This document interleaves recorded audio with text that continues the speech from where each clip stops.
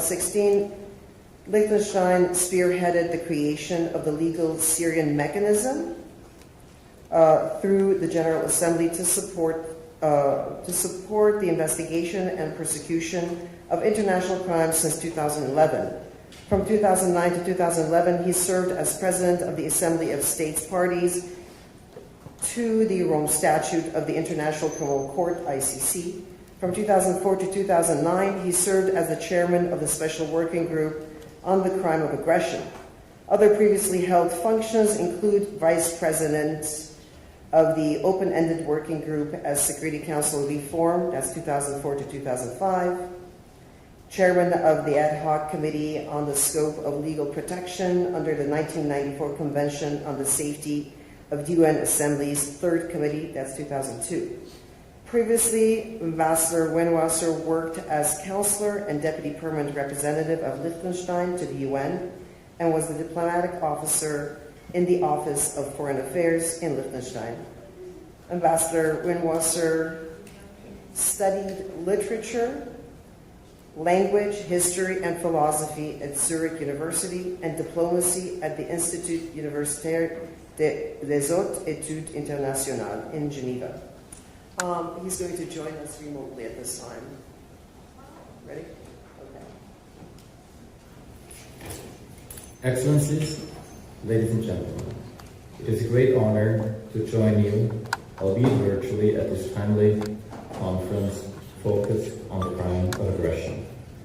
I visited your beautiful country last summer and would have loved to come back to Armenia, but the work we are doing in New York, precisely on the topic you are discussing, unfortunately, made this impossible.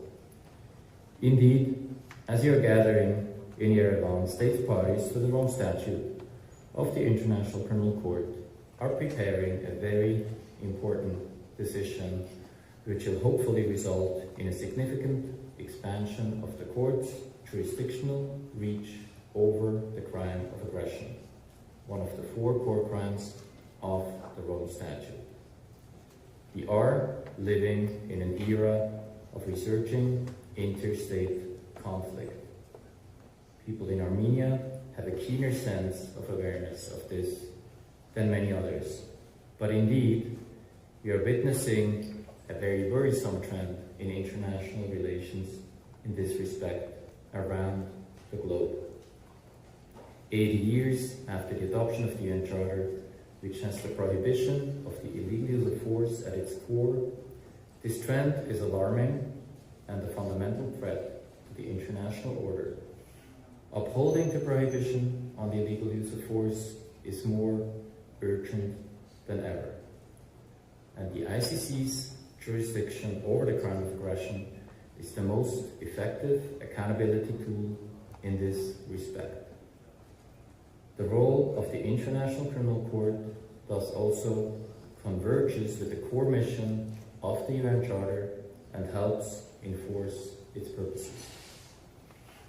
Ensuring accountability for aggression is essential to deter future aggression and to safeguard the sovereignty and the territorial integrity of states, small and medium-sized states in particular, who often rely on respect for the rule of law as the sole protection of their sovereignty.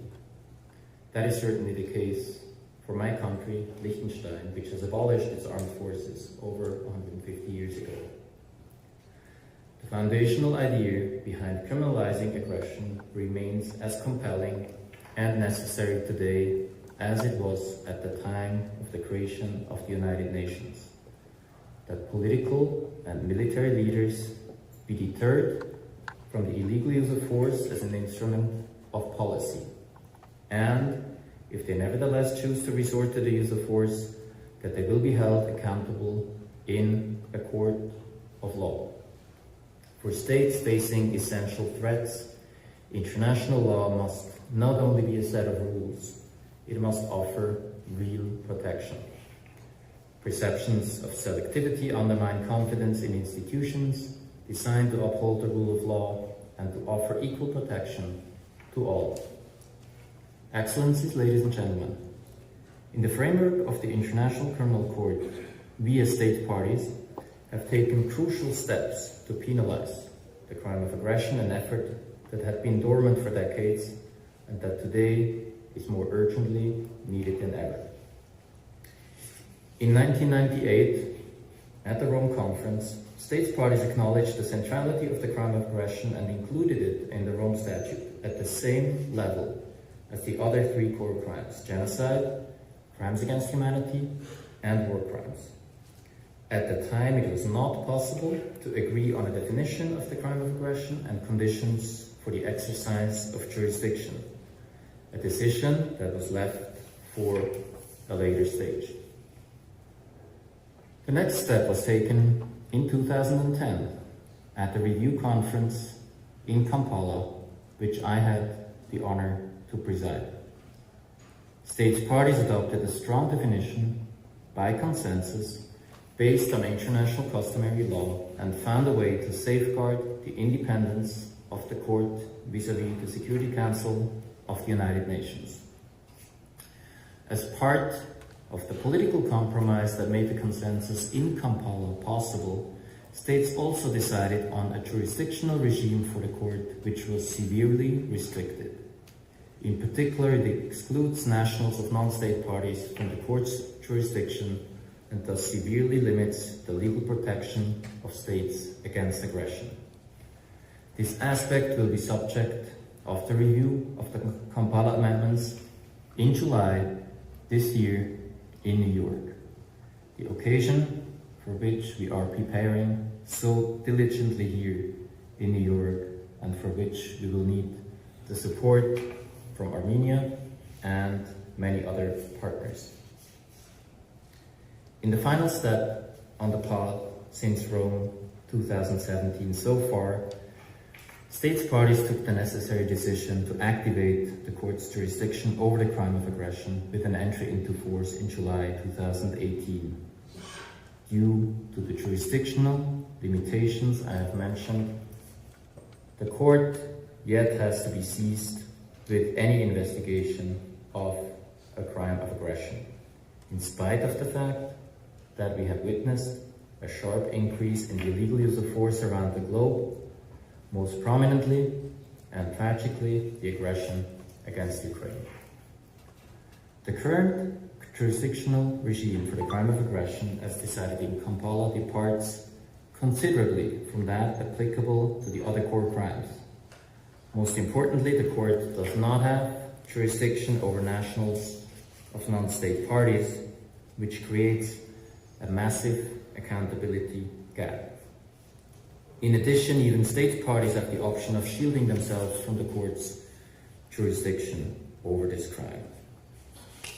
So while we have made history in Kampala and agreed on a very strong legal basis for jurisdiction over the crime of aggression, the law yet remains to be applied in practice. Despite their limitations, the Kampala amendments are the most widely ratified and successful amendments to the Rome Statute, underscoring the strength of its law and the enduring relevance and significance of the crime of aggression within the court's legal framework. The upcoming special session in New York presents a unique opportunity to address these shortcomings and align the crime of aggression with the other core crimes under the statute. The moment also serves as a call to action for countries like Armenia to join the collective effort to close this accountability gap.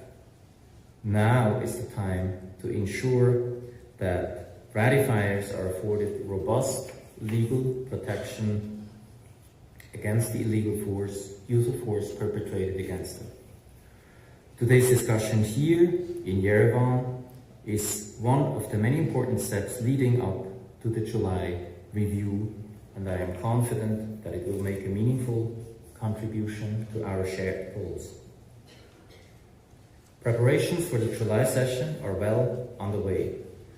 A cross-regional group of states has tabled an amendment proposal as a basis for the outcome we are aiming to achieve: the harmonization of the court's jurisdiction over all four core crimes. This amendment is both principled and practical, and it would achieve the goal of harmonization. The discussions are ongoing, and we remain very open-minded with respect to ideas how to fine-tune and further improve the text. This moment is the one envisioned by all of us in Kampala to re-evaluate the effectiveness of the Kampala Compromise. The events of the past 7 years underscore the cost of inaction. They demand that we correct the jurisdictional gap that now undermines the mission of the International Criminal Court. Taking this step will send a powerful message that we, as state parties, are committed to an international order based on international law and to accountability without exception. Excellencies, colleagues, the international legal order is not self-enforcing. It relies on mechanisms, on principled leadership informed by legal clarity and a shared commitment to justice. By taking steps to ensure accountability for the crime of aggression, we can reaffirm our support for the rule of law, close the dangerous existing accountability gap, and send a clear message that the illegal use of force is not beyond the reach of justice. Harmonization of the court's jurisdiction in July will strengthen the standing of the International Criminal Court as the central institution in the fight against impunity and make a big contribution to safeguarding the core purpose of the Charter of the United Nations. I wish you a productive discussion and a successful outcome of your deliberations, and I thank you for your attention.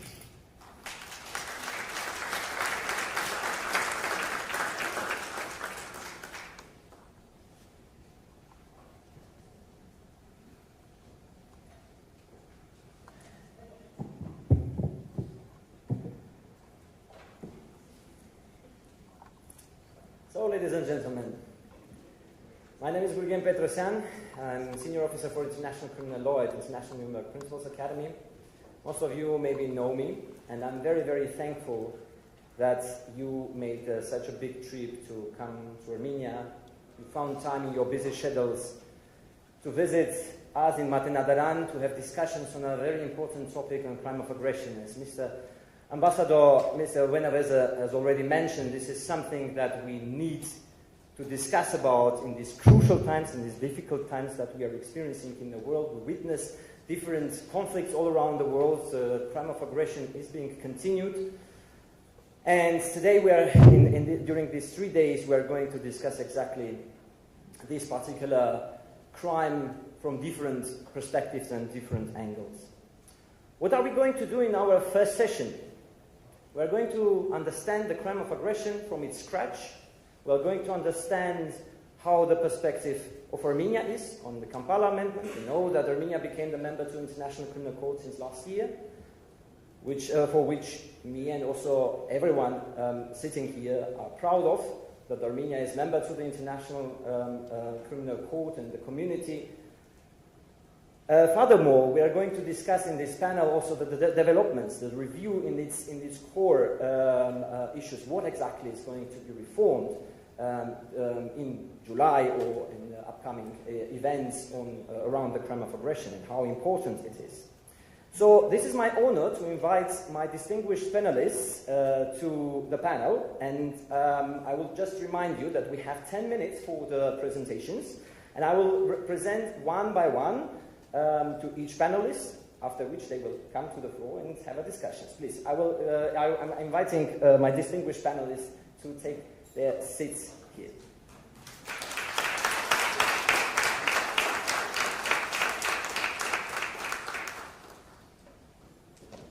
Hola.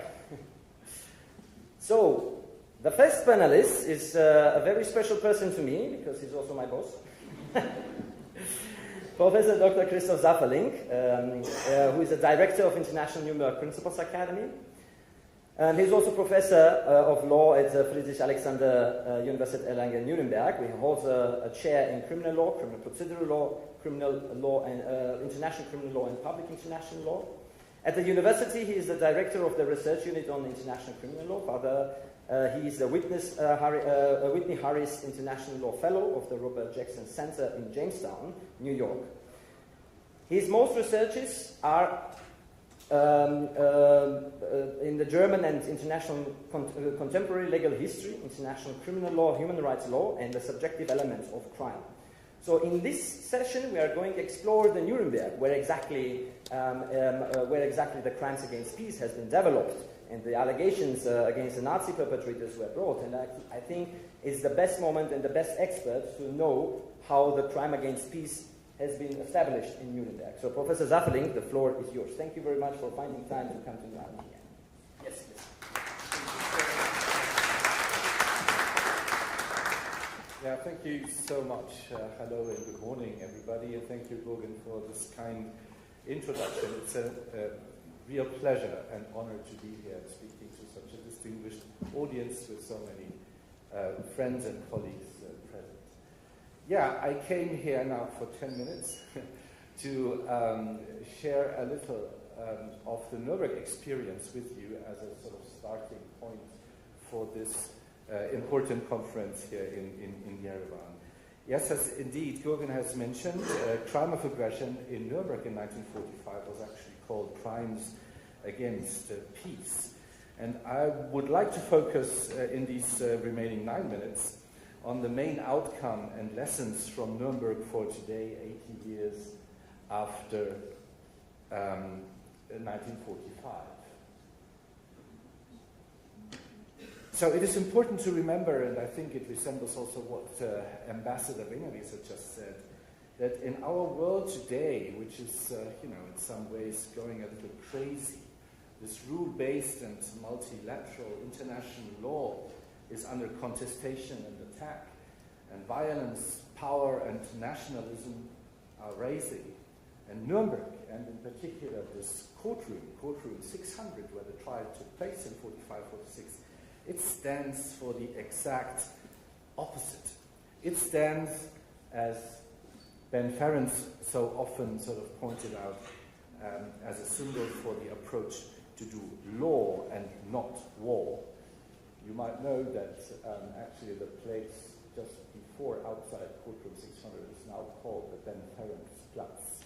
In case you haven't noticed, I put a photo of the sign up there, which I can actually see from the window of my office, which always reminds me of our good friend Benjamin Ferenc.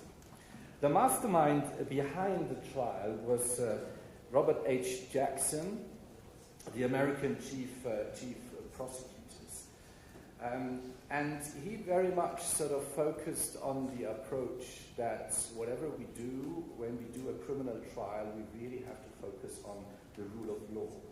And he pointed out in his opening address on 21st of November 1945, the wrongs which we seek to condemn and punish have been so calculated, so malignant and so devastating that civilization cannot tolerate their being ignored because it cannot survive their being repeated.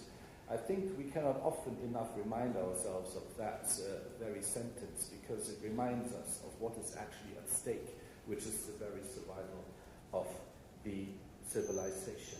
And in his report after the conclusion of the trial to President Truman, he stated that this trial had put international law squarely on the side of peace against aggressive war.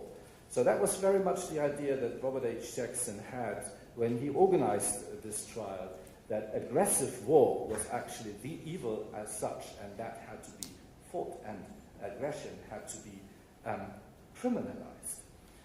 Now, the International Criminal Tribunal Military Tribunal in Nuremberg was also a real international enterprise. We must not forget, even if I sort of focus on the US American Chief Prosecutor Robert H. Jackson, France, the United Kingdom, and the Soviet Union were also very much involved in developing and then in actually conducting this trial.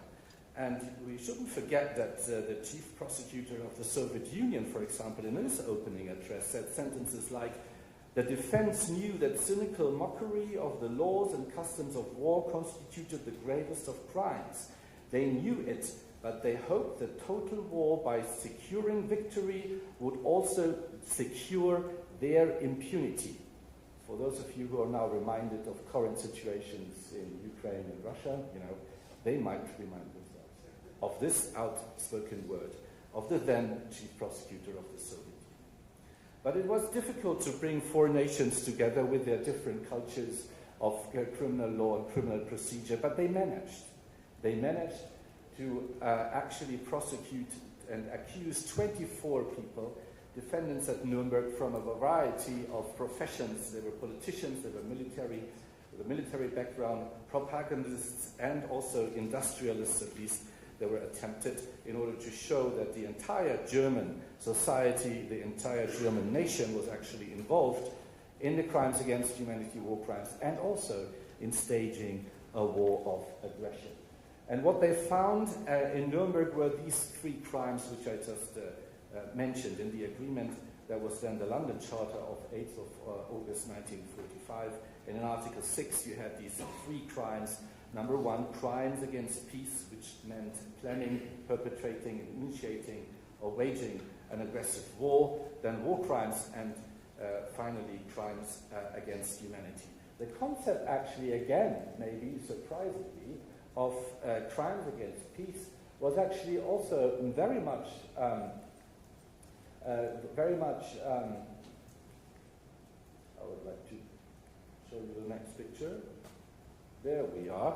Was very much influenced by a Soviet law professor called Aaron Chainin.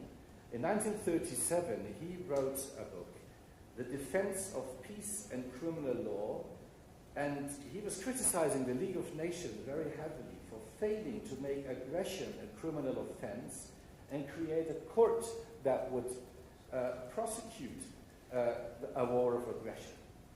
Of course, also the Kellogg Pact of 1928, or Paris Pact of 1928, also was the sort of normative basis of the crime against peace. But Chainin's writings were very influential, and Robert H. Jackson had them translated into English in order to appreciate the importance of the writings of his Russian colleague. I'm not now going into the other crimes that much. We had crimes against humanity also as a new concept, obviously, focusing on a systematic and widespread sort of attack on civilization.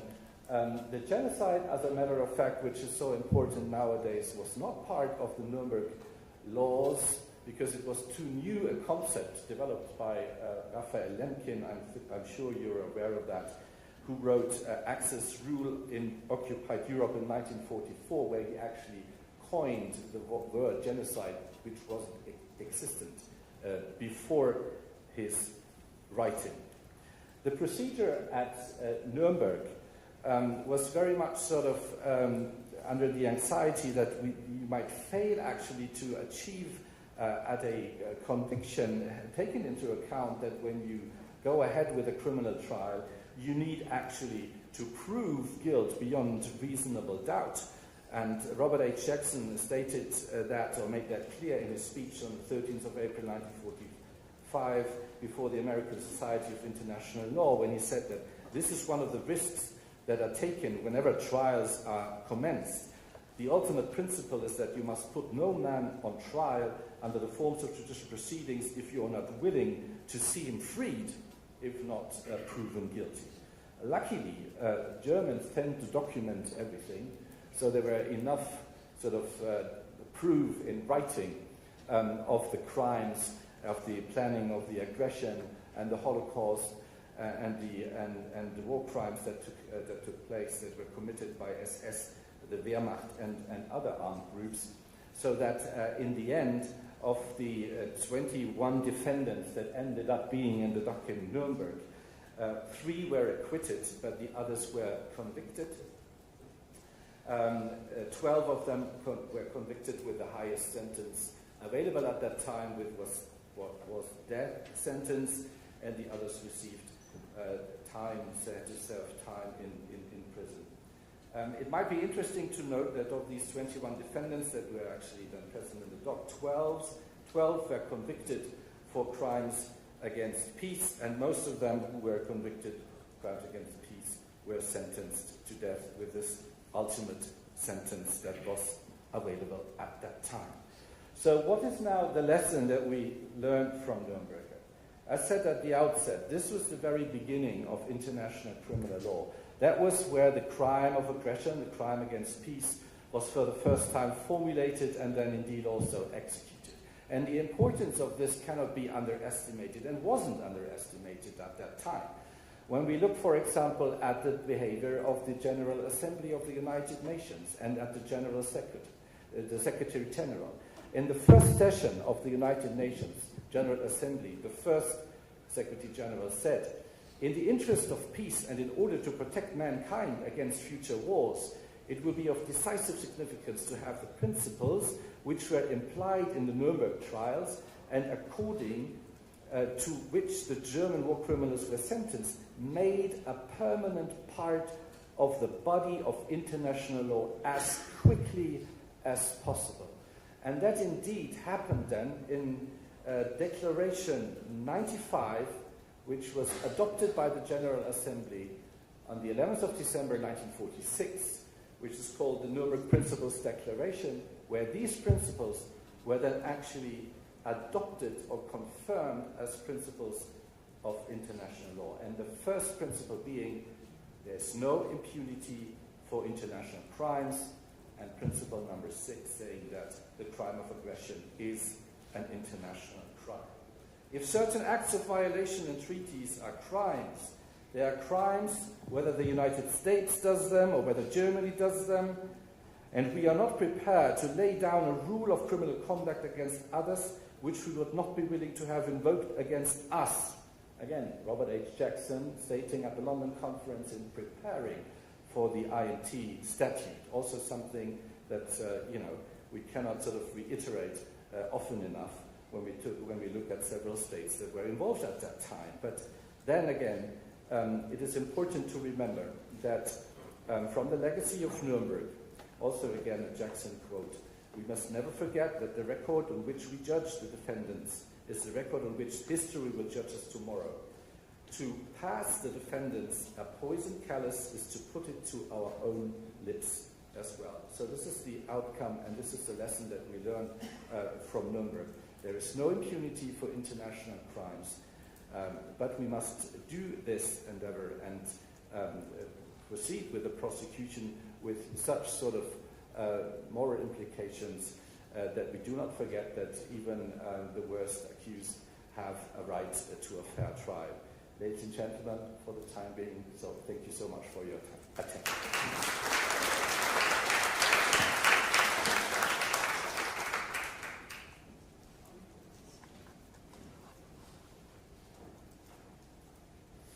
So thank you very much, Professor, for sticking also to time and also making the introduction to the Nuremberg legacy. Now we are moving to the next panelist, Dr. Yerzy. He's a scholar and educator in international law with a PhD from Yerevan State University. He has extensive teaching experience and authored an LLM program. As an Armenian representative on international legal matters for the past 6 years, he has appeared before the International Court of Justice, European Court of Human Rights, and in international tribunals. He is the co-founder and managing partner of Equality Law Partners. Dr. Kyriakosyan is a member of the ICIB panel of arbitration and conciliators, licensed attorney in Armenia since 2016. And also from my side, I need to thank Dr. Kyriakosyan for his all work that he has done before the International Court of Justice and all other tribunals for the Armenian interest. Thank you very much. Please.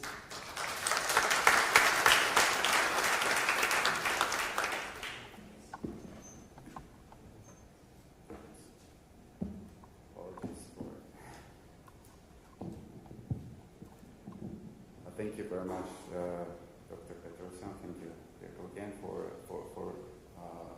nice words for the presentation. And thank you for the panelists for the nice presentation. I think the topic that we have selected today for the discussion is very important topic. Maybe it makes the life of the International Criminal Court even harder, because even without the crime of aggression, or even without the jurisdiction of the crime of aggression, unfortunately the fate of the International Criminal Court and also the effectiveness of international criminal justice in general today is sort of a bit endangered, or in a pause mode, I would say, which I'm saying with a very disturbed heart, because I think the developments that led to the establishment of the only permanent institution for international criminal justice came at a great cost for the humanity, because it cost 2 world wars, enormous sufferings, millions of victims, and many attempts to hold accountable perpetrators through ad hoc adjudication, but eventually establishment of the ICC was a milestone development. I really hope that the future will be more brighter.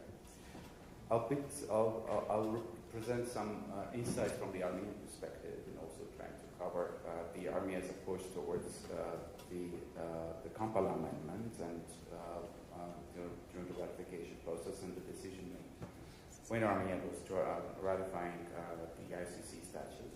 You know that Armenia has signed the ICC statute in its initial form when there has been no amendment back in 1999, October 1st.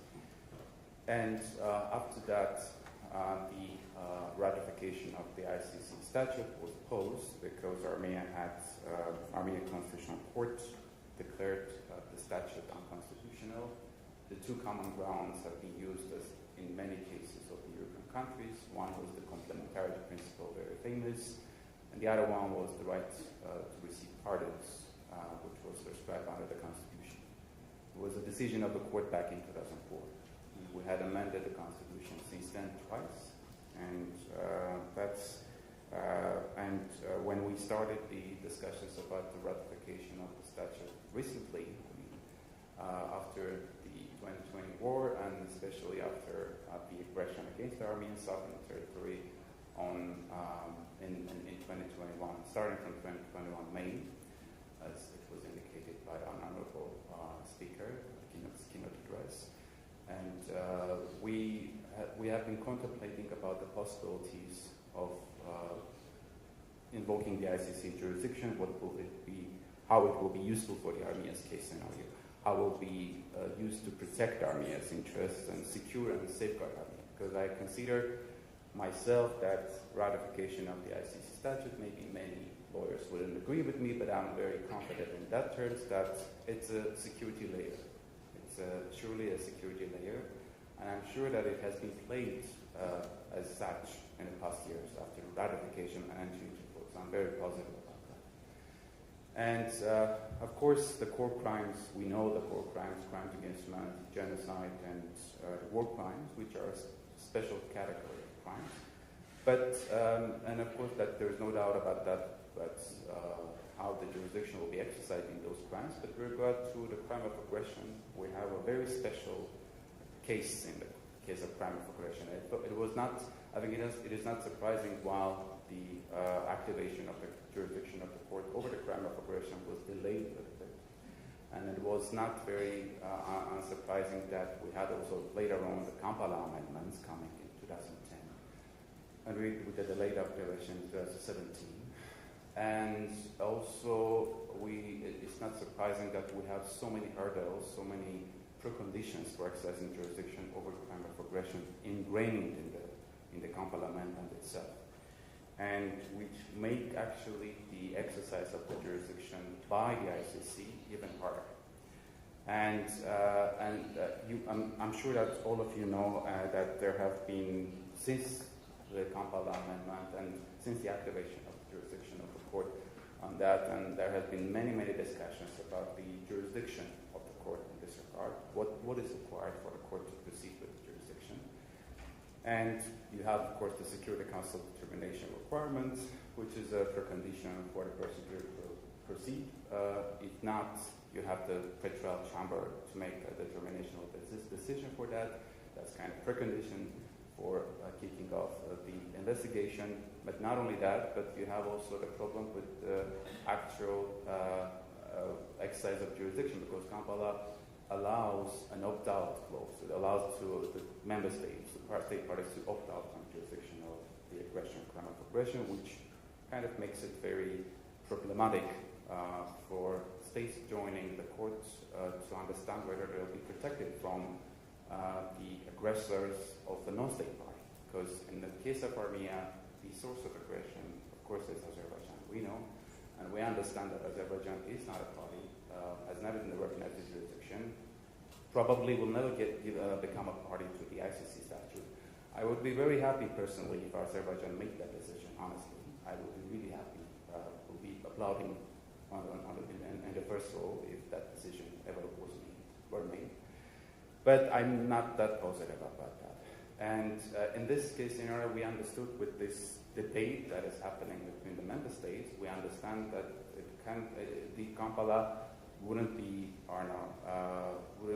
granting this or no promised protection for Armenia. And we also had this understanding and perception that since Armenia has started this route for ratification of the Rome Statute in its purest form, we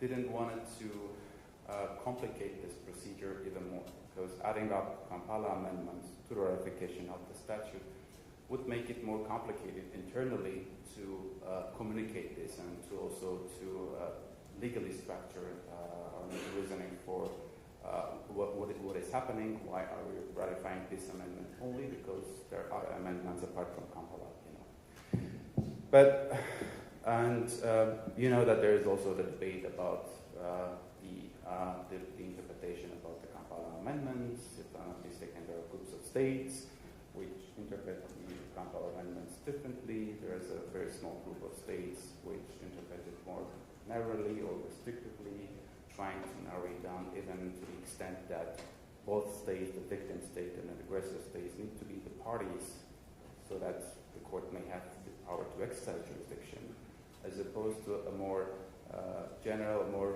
a common approach, which is more widespread approach among the member states, which is at least one of the parties, either member state, either victim state or aggressor state, needs to be a party, so that it enables the exercise of the jurisdiction over the crime of aggression. But still, this debate persists, and I think it persists also on a legal level, because this narrow interpretation proponents, they are kind of relying on the very restrictive approach of the Vienna Convention and also the amendment clause of the Rome Statute of 121, I think paragraph 5, if I'm not mistaken, and this, which specifically makes reference to the amendments from Article 5, 6, and 7, and making it very clear that this is, and also there is a sentence in that clause which specifically talks about excess of jurisdiction in the cases when the amendment is not ratified, not allowing that, of course.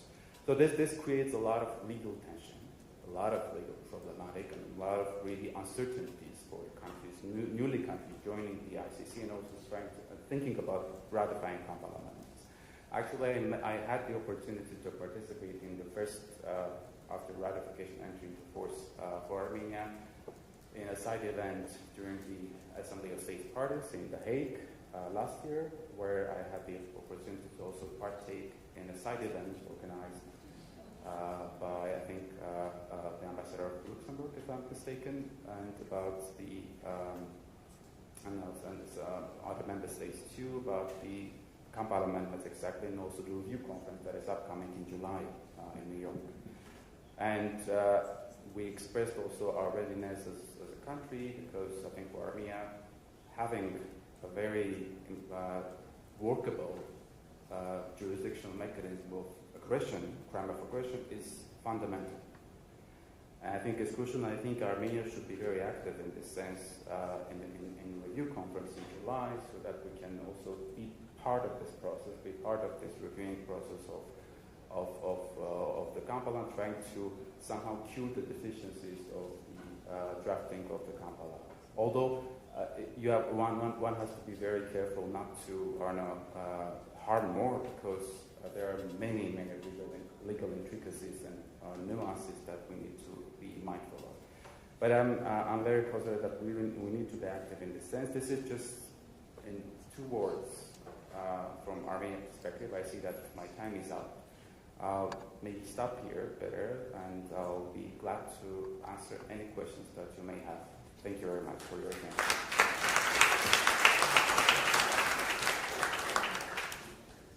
Thank you very much, Dr. Kyriakosyan. Just a small reminder to everyone, you see volunteers in the room. If you have any questions, you are we will be very happy to collect all these questions. The volunteers will hand out some papers and pens to you, so just write your question on the paper, and they will give it to me, so I can read the questions to our distinguished panelists. Now moving to the next distinguished panelist, Professor Jennifer Trahan. Professor Jennifer Trahan is a professor at the New York University Center for Global Affairs, where she directs the concentration in international law and human rights. She also serves as a convener of the Global Institute for the Prevention of Aggression. She is a leading expert on international law, international justice, international criminal tribunals, and especially the crime of aggression. She holds various positions with the American branch of IAL, including vice president. She served on the Council of Advisors on the application of the Rome Statute to cyber warfare as a part of working group advising Ukraine and others on establishing a special tribunal on the crime of aggression.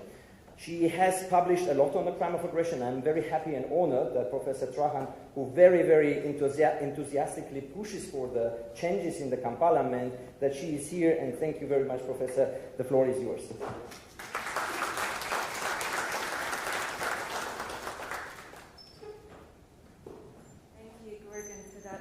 Introduction. It's a great pleasure to be here. So in my remarks, I'm going to focus on 8 bis of the Rome Statute. This is the contemporaneous current definition of the crime. In Nuremberg, there was a definition in the London Charter, but it was rather minimal and circular. Maybe in the context of World War II, they felt they didn't need a more expansive definition. Maybe it seemed obvious, but for current purposes, we have sought to have a more specific definition. So as Ambassador Wenwaser opened, you will know that in 1998, the crime was already put into the Rome Statute. The court was already given jurisdiction, but then the definition and conditions for the exercise of jurisdiction had to be done through a later process. And first we had meetings in Princeton, New Jersey, largely in Princeton, of the Special Working Group on the Crime of Aggression, and this resulted in the Kampala Crime of Aggression Amendments, where the crime and the conditions were finalized, and these were adopted by consensus of all Rome Statute state parties in 2010. The next speaker, Dr. Carrie McDougall, will speak about the jurisdiction and trying to strengthen the jurisdictional regime. I will explain the definition, which we are not trying to amend. So the definition is not being reopened. To just briefly say, we don't only have the crime of aggression at the international level. It does exist in a number of countries' domestic criminal codes. So either the Nuremberg formulation, and Armenia is one of these. It's in Article 384 of the Armenian Criminal Code, is the old Nuremberg formulation. Rome Statute state parties are gradually putting the 8 bis formulation into the domestic criminal codes. All told, we have about 60 countries around the globe that have the crime in the domestic law. But it can be difficult to utilize the crime in domestic law because of the application potentially of certain immunities. Happy to go into these if there are questions on them. I'm going to click to the definition in Article 8 bis. The first paragraph is defining the crime, and here we go through the individual conduct. The next paragraph will be state action. And I don't think the crime is that different in requiring individual conduct in the context of certain state action. The other Rome Statute crimes also have contextual elements that largely suggest, I mean, not always that there will be state action, but they have contextual requirements as well. So if you start with 8 bis, it states for the purposes of this statute. So it's not for general use ad bellum law. Crime of aggression means the planning, preparation, initiation, or execution. So these words are taken from the Nuremberg Charter. Their last word was waging, so slight difference there. These are quite broad. You think of the execution of the crime, all the military units, that sounds very broad. But it's modified by the next clause, and by the way, the A, B, C, D are my inserting these. They're not in the Rome Statute, but I think it helps. By a person in a position effectively to exercise control over or to direct the political or military action of a state. So this is called the leadership clause. So the crime only applies to a leader, a political or military leader. Probably not picking up a mid-level commander, could, but they have to meet this clause. It's not going to pick up lower-level individuals. Now, if you go back to the Armenian version, it would. It is the broader version. It is the Nuremberg version. So it is and they're involved in an act of aggression, and I'll get to that in a moment, which by its character, gravity, and scale constitutes a manifest violation of the Charter. Well, the Charter already prohibits aggressive war. It's Article 2.4, but the crime requires there be a kind of a super clear, manifest, a very clear violation. Gravity and scale say nothing de minimis, nothing small in size, and character, it's there. If you read the negotiating history, it's clear. The word character means a clear violation. And this is different from Nuremberg, which criminalized a war of aggression. The crime of aggression criminalizes an act of aggression, which is less than a war, but then the threshold goes up a bit because it has to also be a manifest violation. And why we have this character is because use ad bellum, the rule itself is fairly clear, but there are gray areas around the rule. There's sometimes what is or is not self-defense. There are debated areas of the use ad bellum law. So what we're seeing here is they do not make a good crime for prosecution. It has to be a super clear situation. Going to the next paragraph. Whoops. Oh, yes. Act of aggression. This is our state conduct element. For the purposes of paragraph 1, again, not all of use ad bellum law, act of aggression means the use of armed force by a state against the sovereignty, territorial integrity, or political independence of another state, or in any other manner inconsistent with the Charter of the UN. So that first sentence basically tracks 2.4 of the UN Charter. So crime of aggression is picking up UN Charter violations, except they have to be also manifest. And then it goes on, any of the following acts, regardless of a declaration of war, shall, in accordance with UNGA Resolution 3314, qualify as an act of aggression. And then we go on to have a list. And these are from 1974. So in the negotiations, these were not redone. They picked up existing texts. Invasion or attack, ... and including, so I won't read all of the details, bombardment, blockade, attack, and it's similar to Part A, the use of armed forces of one state in the territory of the other state in contravention of the agreement. So sometimes the state can ask for or to receive armed assistance, but in violation of such an agreement. Or the action of its state in allowing its territory to be used in marshalling an attack. So think of Belarus in allowing its territory to be used to launch forces towards Kyiv. And the last one, G, the sending by or on behalf of the state of armed bands, groups, irregulars, etc. In the negotiations, we did have debate, is this a closed list or is it open-ended? But it says any of the following qualify. So it suggests these qualify, but doesn't exclude something else. So it's somewhat open-ended, but it's closed by the requirements of paragraph 1 that it still has to be a manifest, a very clear charter violation. For Armenian purposes, I read too quickly over A includes occupation. So I just wanted to point that out because that might be, or annexation is also picked up in A. So two things you might wonder about in the list. Because we used a definition from 1974, it is somewhat limited in that it was the 1974 vision of what aggression looks like. Well, what about new technologies, such as cyber? Well, you will note the Rome Statute never lists kind of its weapons systems. We call it weapons neutral, weapons agnostic. And I think this is true of all of the crimes. So cyber attacks would be in the crime of aggression. They're simply a modality. And I think this is true of war crimes, genocide crimes against humanity. You could have cyber-enabled crimes or even cyber constituting the whole crime. I was privileged to be part of the Council of Advisors on the application of the Rome Statute to cyber warfare. You can find the whole report online, working with the government of Liechtenstein. And we discussed how each of the crimes inherently has cyber within it. And I was very pleased the ICC prosecutor has endorsed this position, and the ICC is now coming out with an OTP policy paper, cyber-enabled crimes under the Rome Statute. So cyber is in the definition.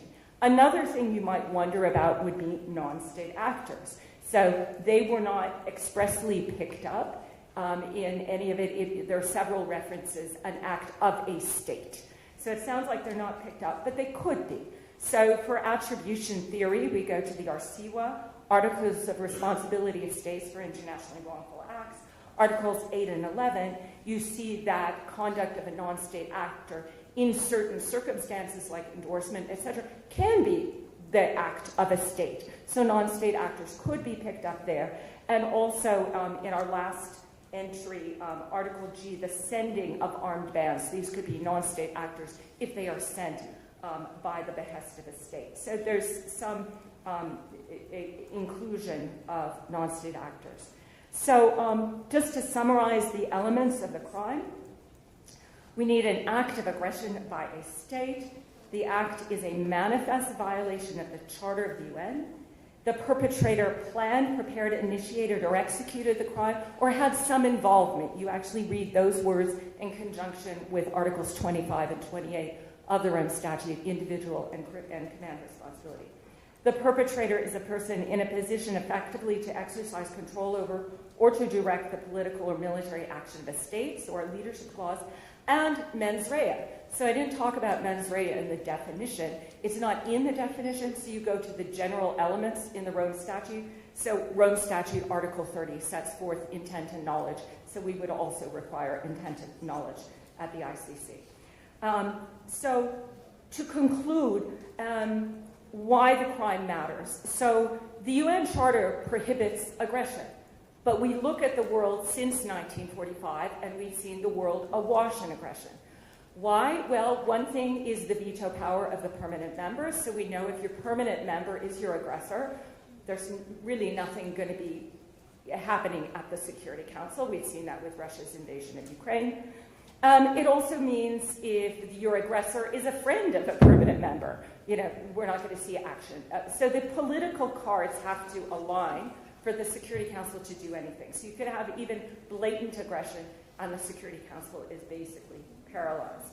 But we've had this vision that we need enforcement not only at the level of state responsibility, but individuals. We've had this vision of a more peaceful world for a long time. It really starts in the 1800s, the law, not war movement. It's the same vision they had in 1913 with the founding of the Peace Palace. Let states arbitrate and litigate instead of going to war. It's the vision behind the Kellogg-Briand Pact, and it is the vision they had in the UN Charter. And to remind, the preamble of the Charter starts, "We, the people of the United Nations, determined to save succeeding generations from the scourge of war, which twice in our lifetime has brought untold sorrow to mankind." So it is the start of the United Nations Charter. And when they put in the prohibition against aggressive force, it's not just in Article 2.4. Article 2.4 is one of the principles of the United Nations. So it is really central, but not always able to be utilized. We heard from Dr. Safferling about the prosecutions at Nuremberg, and it was, again, the idea it's not enough to say Germany committed the acts, but we need to pierce and go beyond to individual criminal responsibility. It is the same vision they had when they concluded the Rome Statute in 1998, when they adopted the Kampala Amendments in 2010, and when they activated the jurisdiction over the crime in 2017, effective in 2018. But we do have a ways to go, as you'll hear from the next speaker, on improving the jurisdiction. The crime is extraordinarily important. If we are ever to have a more peaceful world, we need enforcement of this crime through the regime of individual criminal responsibility. All Rome Statute state parties stand behind the crime because they adopted it by consensus. But 48 in particular, have ratified the Kampala Crime of Aggression Amendments, showing they particularly stand behind the rule of law. I hope that Armenia can be state 49 in doing so, because we also could use Armenia's help in fixing the jurisdictional regime. Thank you.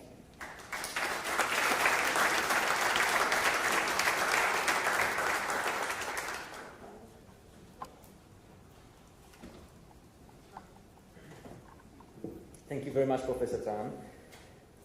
Now we are moving to the next topic. As already was mentioned, we are going to discuss the jurisdictional issue. And I'm very happy that Dr. Kerry McDougall, who is an associate professor at the University of Melbourne, is also here in this panel. She was a specialist at the Australia's Department of Foreign Affairs and Trade, serving in Canberra, and at Australia's mission to the United Nations.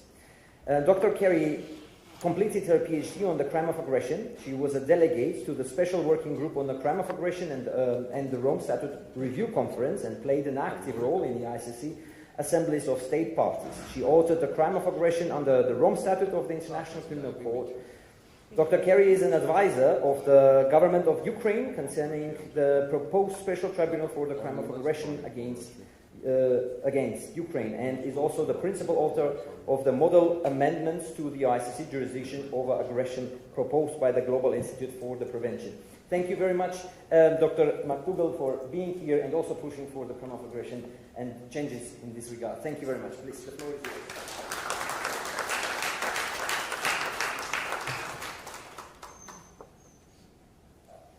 Well, thank you very much, Gordon. It's absolutely wonderful to be here in Armenia, and let me take this opportunity to offer my warm thanks to the Centre for Truth and Justice for making it possible for me to be here. So my very ambitious aim in 10 minutes is to try and explain how the ICC's jurisdiction over aggression currently operates, before turning briefly to the proposal you've heard about to amend the Rome Statute to bring the ICC's jurisdiction over the crime of aggression into line with its jurisdiction over other crimes. So I suspect most members of this audience will already know how the ICC's ordinary jurisdictional regime operates. The court, of course, has jurisdiction over crimes committed in a situation referred to it by the Security Council. In the case of state referrals or proprio moto investigations, the court has jurisdiction over all war crimes, crimes against humanity or genocide committed on the territory of states that have accepted the court's jurisdiction, regardless of the nationality of the perpetrator, and over crimes committed by the nationals of states who have accepted the court's jurisdiction, regardless of where in the world such crimes are committed. Now, Security Council referrals effectively operate in the same way for the crime of aggression. However, there are a number of unique restrictions that apply in the case of state referrals or proprio motu investigations. The first thing to note is that a special authorisation is needed for an investigation to proceed. So either the Security Council has to determine that an act of aggression has occurred, or the prosecutor must secure the authorisation of all of the judges allocated to the pre-trial division. More consequential are the restrictions on the scope of the court's jurisdiction. First, the prevailing view is that the provision in the Rome Statute that enables states to backdate their acceptance of the court's jurisdiction can't be used in relation to the crime of aggression. Second, as we've already heard, crimes of aggression involving an act of aggression committed by or against non-state parties are excluded altogether from the court's jurisdiction, even when the other state concerned is an ICC state party that has ratified the aggression amendments. And third, the court's jurisdiction over crimes of aggression occurring between ICC states parties is also curtailed. So under Article 15 bis 4, which you find on the slide here, states parties can opt out of the court's jurisdiction. And here we really get to the heart of things, because in the years between the adoption of the aggression amendments in 2010 and the activation of the court's jurisdiction over the crime of aggression at the end of 2017, a sharp difference of views emerged as to the proper interpretation of this paragraph. The broad interpretation, held by a majority of states parties and experts, is that ratification of the aggression amendments by one of the victim or aggressor state parties is sufficient to give the ICC jurisdiction. The narrow interpretation, championed by a small group of states, led by the US, UK, France, Canada, Norway and Japan, is that both the aggressor and victim state party must have ratified the amendments. And of course here we're assuming at all times that the aggressor state party has not lodged an opt-out declaration.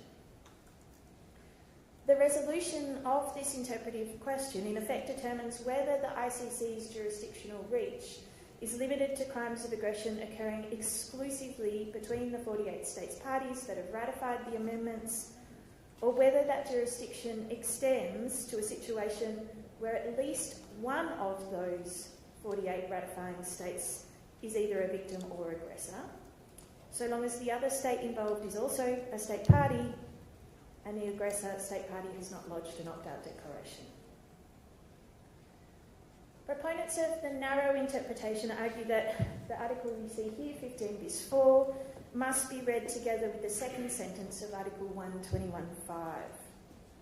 Article 121.5 is the provision under which states parties decided the aggression amendments enter into force.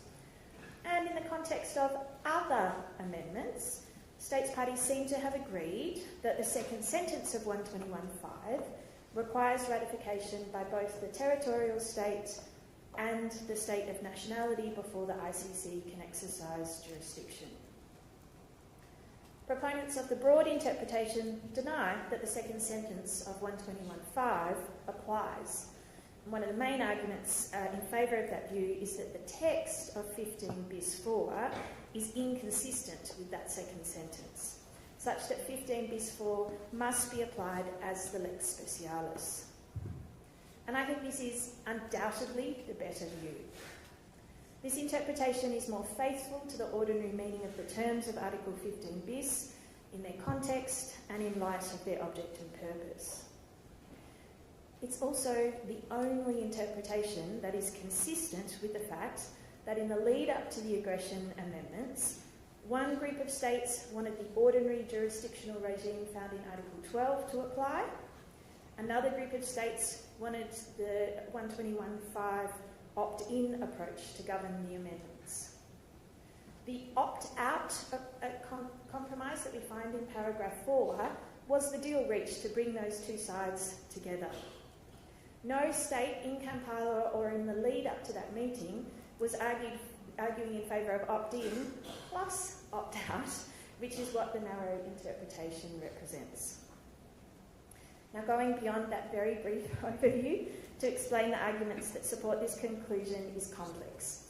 It requires a really detailed analysis of the text of 15 bis, the resolution under which the aggression amendments were adopted, and the negotiating history. So if you're interested, you can read the 51 pages of my book dedicated to this analysis. But for now, let's just assume that I'm right, and that the proper interpretation of 15 bis 4 is that ratification of the aggression amendments by either a victim or aggressor state party will give the ICC jurisdiction over a crime of aggression involving a fellow state party, so long as the aggressor state hasn't opted out. And to be very clear, I am not alone in preferring this interpretation. A clear majority of states parties were on the record as supporting it. Despite this, the resolution adopted in December 2017 that activated the ICC's jurisdiction over aggression as of 18 July 2018 clearly demonstrates or clearly endorses the narrow interpretation that requires ratification by both the victim and aggressor states. This was a direct result of the UK and France refusing to agree to activation unless the Assembly of States Parties included language in the resolution that affirmed the narrow interpretation. When all efforts to secure a compromise failed and the vote politically unrealistic, those states that favoured the broad interpretation ultimately conceded the point in order to secure activation, as expressly noted by a significant number of states immediately after the resolution's adoption. Indeed, it's quite noteworthy that the next paragraph in that activation resolution reaffirms that it is the judges of the court who are responsible for interpreting the Rome Statute. Proponents of the broad interpretation clearly hoped that this paragraph would provide a hook for the ICC's judges to look beyond the resolution text. And I think the ICC's judges should look beyond that resolution text, because in my view it quite clearly does not amount to a subsequent agreement for the purposes of the Vienna Convention on the Law of Treaties, because there's ample evidence that there was no substantive agreement that the resolution reflects the proper interpretation of Article 15 bis 4. All of which is to say that in my view, the broad interpretation is the better one, and it remains open to the judges. So this means that were Armenia to ratify the aggression amendments today, it would receive protection against acts of aggression committed by any other state party, so long as the aggressor state party had not lodged an opt-out declaration opting out of the court's jurisdiction. So the ICC's jurisdiction over the crime of aggression is not as narrow as the UK or France or their friends would have us believe. But it is narrower than the court's jurisdiction over other serious crimes because of the ability of states parties to opt out and because the ICC cannot touch a crime of aggression involving an act of aggression committed by or against a non-state party. Now, as Ambassador Wenwaser noted, a group of states has tabled a proposed amendment aimed at bringing the court's jurisdiction over aggression into line with its jurisdiction over other crimes. Specifically, under the proposed amendment, the court would remove the non-state party carve-out and the state party opt-out and apply the court's ordinary jurisdictional regime such that the court would have jurisdiction where the aggression amendments have been ratified by the territorial state or the state of nationality of the perpetrator. The rationale for the amendment is clear. We're seeking to reduce the selectivity that plagues the crime of aggression and to enhance the protection that Rome Statute membership can offer states parties. The amendment text that has been tabled, which the Armenian government will be considering in its capacity as an ICC state party, was prepared by the Global Institute for the Prevention of Aggression. I was the principal author of the text, so let me use my last minute to make some brief observations about the proposal. The interaction of the provisions of the Rome Statute governing jurisdiction and the provisions governing amendments is complex. things get particularly tricky when what is contemplated is the amendment of an amendment. Naturally, I'd be very happy to discuss exactly why the proposed amendment is shaped as it is, but the key point I'd make for now is that it has been carefully crafted to keep the door closed on the type of ex post facto reinterpretations that we saw emerge after the adoption of the aggression amendments in 2010. Another key point to make is that the amendment will only have prospective effect, that is, the enlarged portion of the court's jurisdiction will not be able to be applied to past crimes of aggression. In line with the Assembly's practice, the proposed amendment text that has been tabled consists of only the proposed amendment to the Rome Statute. GIPA has prepared a draft resolution, though, under which we recommend the amendment be adopted. And that resolution addresses a number of technical issues, including the impact of the proposed amendment on states, parties that have already ratified the aggression amendments, and the fact that other states will only be able to ratify the amended version of 15 bis. Here in Armenia, you will be acutely aware that we've recently witnessed egregious violations of the prohibition of the use of force. There's reason to fear that such violations will multiply if sufficient steps are not taken to enforce and thereby to reinforce that prohibition. For this reason, I believe it's critical that all states parties both ratify the aggression amendments and support the proposed extension of the court's jurisdiction over the crime of aggression. This will underline each state's commitment to the prohibition of the use of force and underscore the prohibition's role as the keystone of the international legal order. At the end of the day, this is an outcome that is in the national security interest of all states, particularly those who face real and present danger. Thank you.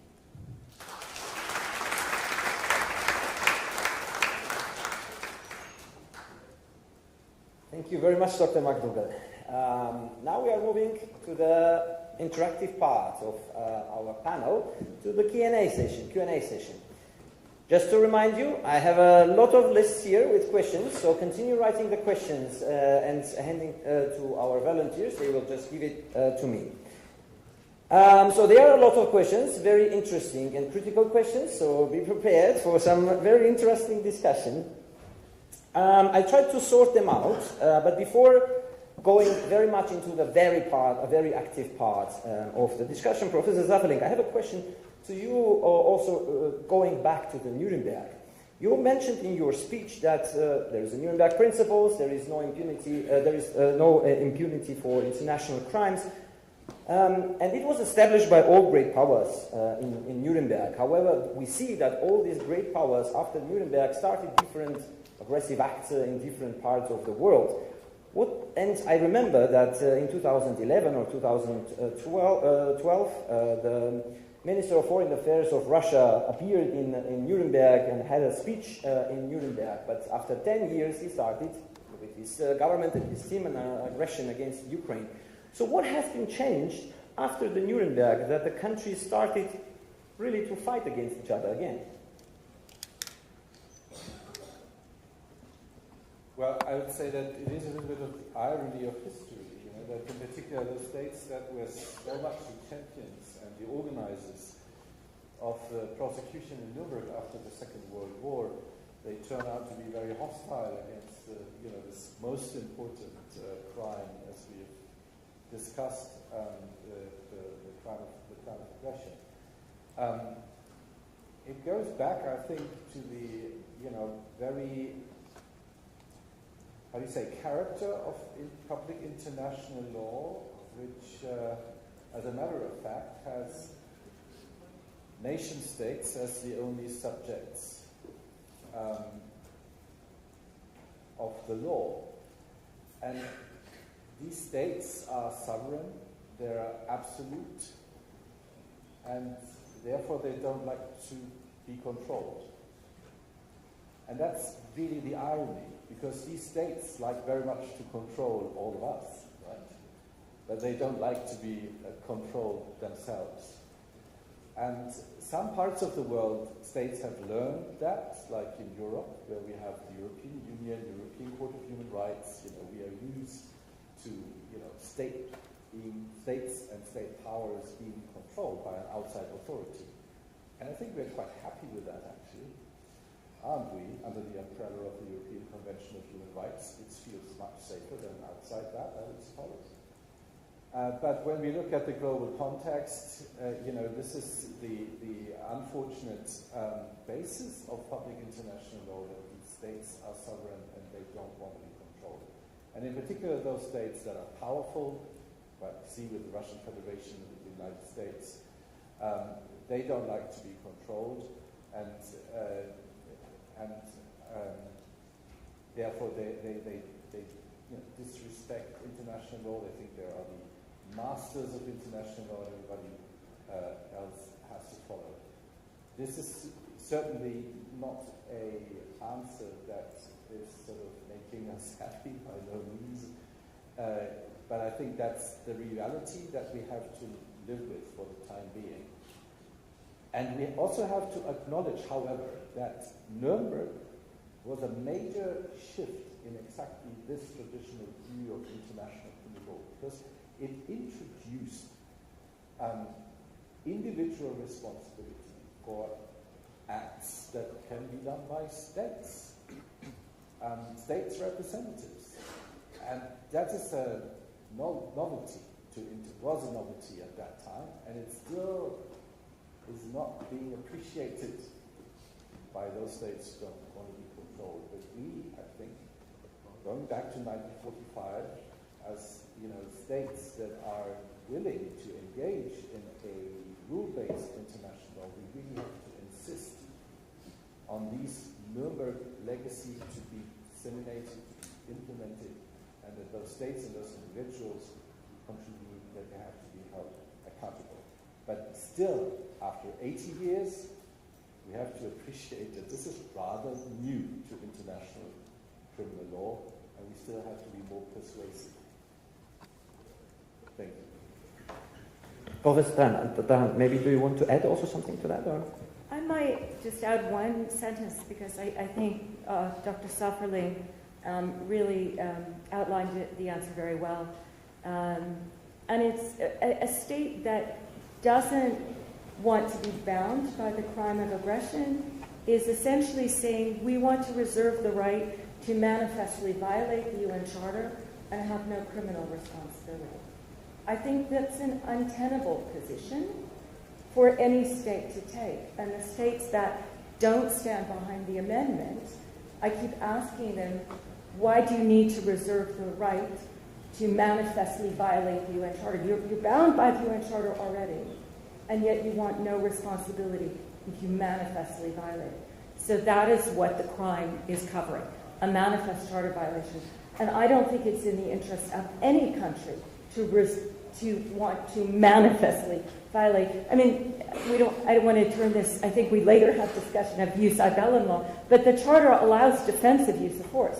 It allows Security Council authorized use of force. It doesn't say no force at all, but it's no aggressive force, no first strike. And I think all countries are members of the Charter, so it's not that extraordinary a commitment in my mind.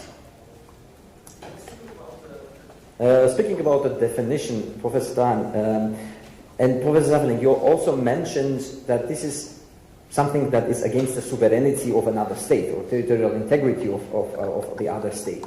We have here victims who are directly affected because of the aggressive acts of the neighboring state. Who is the victim? We have the International Criminal Court under the Rome Statute. We have the definition of the victim in the rules of procedure and evidence. But do we consider that several times you have mentioned also Dr. McDougall that we speak about the victim state, an aggressive state? But is it the state who is the victim, or the people who are suffering because of these aggressive acts? So who could be actually the victim?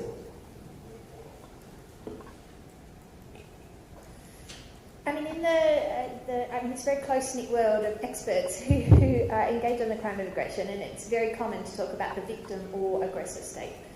The first point to be clear is you can have multiple victims and multiple aggressors.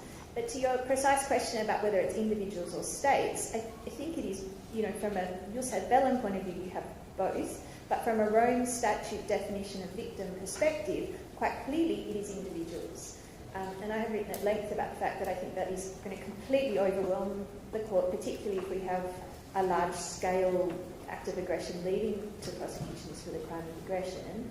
And I think it's an issue that ICC states parties need to think about for future reform, because I think, potentially you have the entire population of a state like Ukraine are victims of the crime, and I'm not sure that that would really be workable from a procedural point of view before the court. Thank you very much. Dr. Kyriakosyan, you have mentioned also in your speech that there were also some nuances that you wanted to say about Armenians' possible joining steps to the Kampala amendments. Do you want to say some few more on that, or? I'm not sure I'll be. I have the authority now to elaborate on that. Maybe it's for the decision makers to elaborate on that. But maybe I'll try to contribute to the question that you asked, and we're discussing about the question why our states or the powerful states are opposing to the crime of aggression, or why our states. Of course, you mentioned that you have the UN Charter already, which prohibits the aggressive use of force, yet rightly also provides the right to self-defense. The powerful states was mentioned. They like to control the situation. If they are entering the realm of the criminalization of the aggression as a crime, it really drastically limits limits the power. Exactly, limits the power, because that's why because it's comfortable for the powerful states to stay in the realm of the UN security forum, because you have the Security Council with the P5 membership status, which really gives them a lot of leverage with regard to definition of aggression or qualifying actions of aggression. So they have the control of the situation. When they ratify Kampala, when they agree to aggression as a crime, now they lose the control. They exactly lose the control. I think that's exactly this critical part that Arno, I think defines why the question, or answers the question why. And that's the thing. And I think there is maybe there is kind of a tension between the UN security structure and the Kampala crime of aggression, because the crime of aggression is, as it's famously said, is a child of jus ad bellum. It's the continuation of jus ad bellum as a crime. But the security structure is in the UN Charter, not the ICC statute. Maybe that's also one of the reasons why it makes it so difficult and complicated to make this crime work, because it really goes back to the security structure decided after the Second World War, and it's very much intrinsically connected with that. So that's why you have this problematic. But with regard to Armenia's steps, I agree that maybe it would have been better for Armenia that Armenia had joined Kampala now and then actively engaged with the review conference of Kampala. But still, I think even now, I think Armenia has the chance to actively get engaged with the review process of Kampala, and I'm very positive we can be a good contributor to the process. I hope that it will be the case. But and I'm sure that again for the Armenia is essentially interested in so. Maybe also a question, an adding question to that, because I have a question exactly speaking about that. How it would be possible to ensure the security of Armenia through the Kampala amendments? Kampala amendments and amendments of Kampala amendments maybe are better say that way. So double amendments. Because as I mentioned, it was rightly mentioned by Professor McDowell also, but the problems that we have with regard to the implementation of the Kampala, we've got different interpretations, a narrow interpretation, more broader approaches to really create a mess a little bit.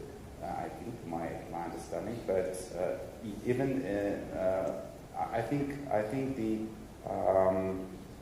one thing that I understand from just going back a little bit to ratifying the process of ratifying the ICC statute, why I think that the ICC statute adds up to the security level of Armenia, including also maybe Kampala Amendments too, is the fear of individual criminal responsibility, and also with a narrow understanding of the crime of aggression, it goes up to the ladder, to the highest official of the country, to the president. It makes it very personal. And I think that when it makes it very personal, it adds up deterrence effect. That's my understanding. So although people might say that ICC is like it's not working, you have sanctions sent against the court, against the prosecutor personally, and you have the big players not want to play with the court, not allowing the court to effectively function, but still there is a fear, especially in this region, there is this effect, I think, that adds up to Armenia's security. Thank you. I have also another question, maybe also to the all panelists. Given the impending review conference that may hopefully change the Kampala amendments, why should Armenia then ratify Kampala now, rather than if the conference activates the jurisdiction, so the changes happen? Please. I can start and Kurt can add. Well, a lot of the negotiations right now are only open to states parties. So, sorry, that doesn't work. I'm a little bit jet-lagged. Armenia, could play a constructive role now. We very much need the voice in order to do the fix. I think East Timor ratified last week, and I think it's a wonderful show of support for the Rome Statute system, for the crime of aggression in particular. We can feature East Timor's voice at the UN and why they've chosen to ratify, particularly going into the negotiations. I don't know how quickly this could be done, but it would be a powerful endorsement of the rule of law and endorsement of the crime in helping us try to do the fix of jurisdiction. And it's with the jurisdictional fix that I think the crime would be much more protective for Armenia, because we would get rid of 15 bis paragraph 5, the non-state party exclusion. And that's what I think Armenia would want, would be coverage of non-state parties for their act of aggression. And that's why we could use Armenia's voice now to help achieve this. I couldn't agree more, and let me also emphasize, it would change an awful lot if Armenia would be another state, part of the club of those who really believe in Kampala, make them their cause. They believe in the definition, they believe in the crime, and now let's sort out these procedural mishaps. That it would be a great symbol.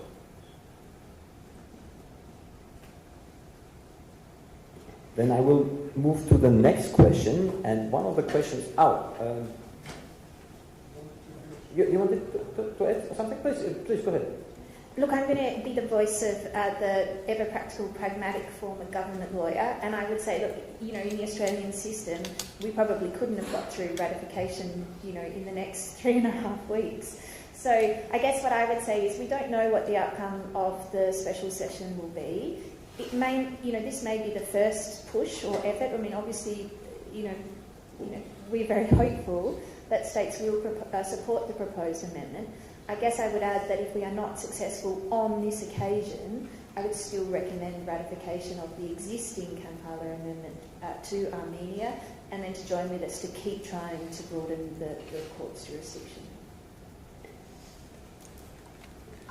So continuing with this special topic, considering that the US, Russia, they are not member to the ICC, but both of them are trying to attack International Criminal Court and all member states around the ICC. What is their role in blocking the July review conference. I don't know, there is an arrest warrant against some members of the International Criminal Court. There are sanctions against the ICC. And seeing that this may happen in July in New York, where some problems are also a little bit problematic there. So what is their role in this whole review conference of these great powers? So I can start this off. So far, preparatory work for the review has been in the Special Working Group on Amendments, which is only open to states parties. And we do already see the opposition in that forum. It has been UK, France, Canada, and Japan. And they say the review should be used for kind of a stock taking of states.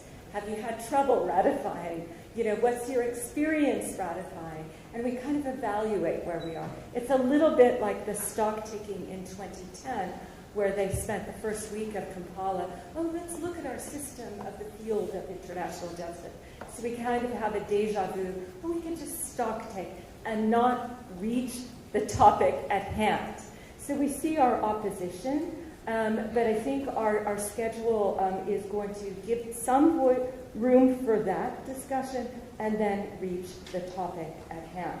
So we don't, at the moment, have non-state parties in the room for the negotiations, which is not to say that non-state parties can't influence negotiations even when they're not in the room. We certainly saw that in Kampala and could potentially anticipate that as well. This is a difficult endeavor, okay? It's a really difficult one. In Kampala, there were so many, and it's really, not to be too simplistic, but it is smaller states on the geopolitical stage that see the crime of aggression as protection for them. And in Kampala, we had so many of these smaller states together. But in truth, it's difficult because not all of the delegates who were there in 2010 are still the delegates of today. And we have to kind of rebuild this coalition of smaller states who say, we want this crime because we don't want to be the victim of aggression. So that is the challenge. We just had one thing from the perspective of a former delegate to the Assembly, and that is I think it's actually very important that Assembly meetings and the special session will be open to non-state party participation. Because ultimately our hope is that states like my state Australia, like Armenia, will lead by example and will ultimately convince states like the United States and Russia of the benefits of joining the Rome Statute. So I think it is really important to include them in that conversation. And ultimately, at the end of the day, it is potential that this will go to a vote to try and build a coalition of states, as James mentioned.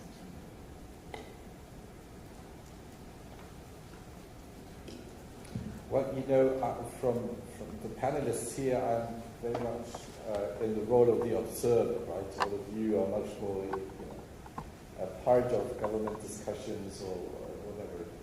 And it is a very critical moment in history, I would say, this year and this special assembly of states, because we do have a chance to do right what went wrong in Kampala. And what strikes me the most is then, as we said before, we have a fine definition of the crime of aggression, and it makes sense, it's logical, it's somehow even easy to understand. It's at least easy to teach my students, and then, I like these sort of norms that are easy to teach to students. They can understand that. Then what they don't understand is the procedural, jurisdictional triggers that are involved. So by the end of the day, you see, well, actually, it's not meant to be applied ever. When you look at it very closely. And that's fine, because in 2010, maybe one was of the opinion, we are living in a different world. Crime of aggression, one state attacking the other, this will not take place. We have maybe other issues with asymmetric armed conflicts in Afghanistan, Syria, and other places. aggressive war was not very much at the forefront in 2010. Looking back, of course, at the Iraq invasion in 2002, but that's been some time ago.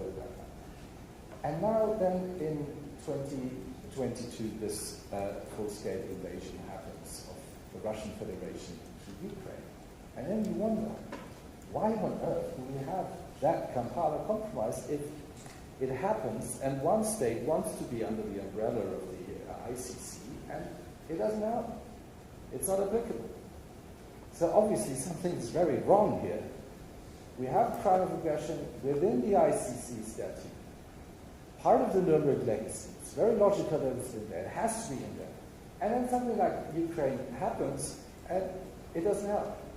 So we really must use this time now to correct what went wrong in Kampala. And this leads all of us to believe in what started in Nuremberg is the right thing to do in order to make this world more secure, in particular for those who are not as powerful. Because this is what law does. Law always protects minorities, protects those who need protection. So we really, as states who believe in rule-based international law, must really assemble here and put all our strength together and must not be irritated by these sanction threats that come from the United States government. I mean, we don't know. It's still a month to go. Whatever will happen within the next 4 weeks and what sort of sanctions will be imposed. And, with this erratic guy in the White House, you never really know what will happen. So we must not be irritated. We must go straight forward with what we have planned. That is really what I urge all of us to do. Let us not be irritated. Thank you. I just wanted to add one thought. Christoph's remarks reminded me that Carrie and I have been involved since basically February 2022 in trying to work to establish a special tribunal on the crime of aggression for the situation of Ukraine, an ad hoc tribunal. And a lot of, there has been pushback. Why ad hoc? And well, we've tried to do this because we can't use the ICC. But reflect, the ICC was created to get rid of the ad hoc approach. Before ICC, we had the ad hoc tribunal. And ad hoc, yes, it's good in the situation country, but then it leads to selectivity because you have certain ad hocs and not other ad hocs. And then you say, well, why an ad hoc for Ukraine, but not in other situations? So that is why we have the ICC. That is why the crime of aggression is in the Rome Statute. It was intended to be at the ICC, so we don't have to set up ad hocs. Then we move to a very similar question to that. So what role should regional organizations like EU and Council of Europe or other regional organizations play in prosecuting crime of aggression when international courts are slow to act? You want to pick the question? I mean, I guess that it immediately brings the Ukraine Special Tribunal front and centre. And I would just say, for my money, there is no way of giving the ICC jurisdiction over, the crimes of aggression committed on Ukrainian territory that predates any enlargement of the ICC's jurisdiction. Politically, I think it is absolutely unrealistic that states parties would agree to retrospective jurisdiction. And while I respect very different views on this, I also think it would be legally problematic because I think the definition of the crime of aggression under the Rome Statute is in fact wider than the customary definition of the crime. So I think that would create problems with non-criminals in rege. The current geopolitical context has meant that we have ended up looking at establishing the tribunal under an agreement between the government of Ukraine and the Council of Europe. But I think it is really important to recognise that there is a mechanism there where non-Council of Europe states will in fact be able to support the tribunal either in a political and diplomatic sense or in a financial sense and through the contribution of personnel. So, there will be international elements to the tribunal once it is established.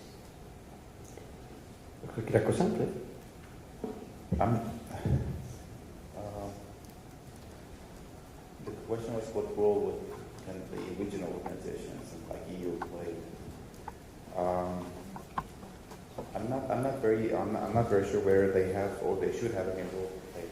That's my understanding in this, because I think what we have here, why we go back to a special tribunal now, because we have a crisis in the system, because you really have a system that is not functioning. So you're going back, step back. You're going to step back in history to the previous situation of the international criminal justice. Why? Because we maybe failed to have a good system in Kampala. I don't know what we can do. We can do maybe better to convene or create some maybe or accumulate the political consensus or try to cure this deficiency, because you really need to make the system work. Because I don't think it's effective to go back again to the ad hoc approach, because it's good to have the ad hoc approach, but I think it's better to have this permanent system that has been created, that has been, as I mentioned in the beginning of my speech, I mean, this has been an accumulation of the century history, starting from the First World War, and even maybe going back in time, because it's a huge achievement. But I'm also unmindful of the shortcomings. Why it's happening with the crime of aggression, as I told with my speech, because it's not an ordinary crime. It's not like war. It's very different from war crimes against humanity, and genocide. It's a very political charged crime, as I said, is very intrinsically connected with the security system of the UN, as opposed to the others. They are also, but this is directly connected. It stems from the articles of war. And that's why this is a crisis. And since we have this situation involved since 2022 in Baghdad, we have to live through this. We have to really try to find ways to somehow find consensus and agreements. And I'm also positive that we need to engage the big players too, because they are needed. There was some point that both the US and Russia were signatories to the statute. Good times, very short, but who knows? Yeah, thank you. I like your saying that there's crisis in the system, right? But that's probably true for international law altogether. There's always a crisis in the system. And when you look at the UN Charter, the whole architecture of the security, so it doesn't make sense. There are so many gaps and misconceptions there. It's not a conclusive system. International law doesn't ever seem to be a conclusive system, but in particular here, I've said this before, with the crime of aggression, we have to sort this out. There's no doubt. Concerning the question with the importance of regional instruments, let me maybe paint a bit of a broader picture, because I wouldn't be as critical. When we look at the states where we are, obviously we have not spoken about the Kosovo special chambers. I mean, they are a regional international mechanism, driven in particular by the European Union. It's a running court. I mean, they're prosecuting cases. Probably the one that do the most work in The Hague at the moment. When we look at the ICC's record of the cases. There's much more going on in the Kosovo chamber, isn't there? It could add to the entire system of international criminal justice. And this is what I would like to point out. If we really want to create a system of international criminal justice that works globally, the ICC is a top. It's a complementary court that depends heavily on domestic jurisdictions, and why not also in regional instruments? We could think of that. We could think of an African Union sort of criminal court. Why not? If they want to do this, they could do this. They have to relate it to the ICC, obviously, which will be, and which was meant to be, the permanent institution which symbolizes that what was invented in 1945 in Nuremberg. That is the institution worldwide that stands for exactly this. But, beyond that, want to have an umbrella of international criminal justice, we need the domestic courts. That's within the system of the international criminal court, without doubt. It will not work without the domestic jurisdictions. And at the same time, I'd be open also to discuss regional instruments if certain regions want to sort this out. Why not? Now, with the Special Tribunal for Ukraine and the Council of Europe, I'm not really happy, I have to say, for several reasons. First of all, I don't know why the Council of Europe is the institution that sort of is adequate here to solve this and to be sort of the institution that establishes this tribunal. And the other reason are certainly a lot of legal problems still in the statute as we see it now. But for me, the most problematic question here is actually a political one. So why do we now, as that we don't have a chance to prosecute the crime of aggression, prosecute those who are most responsible? At the time, now, we don't have a chance to get Vladimir Putin in front of any special tribunal now. So why do we establish a structure which might not be fitting when we actually do have a chance to prosecute Vladimir? We don't know what the Russian Federation could look like in 2, 3, 4 years.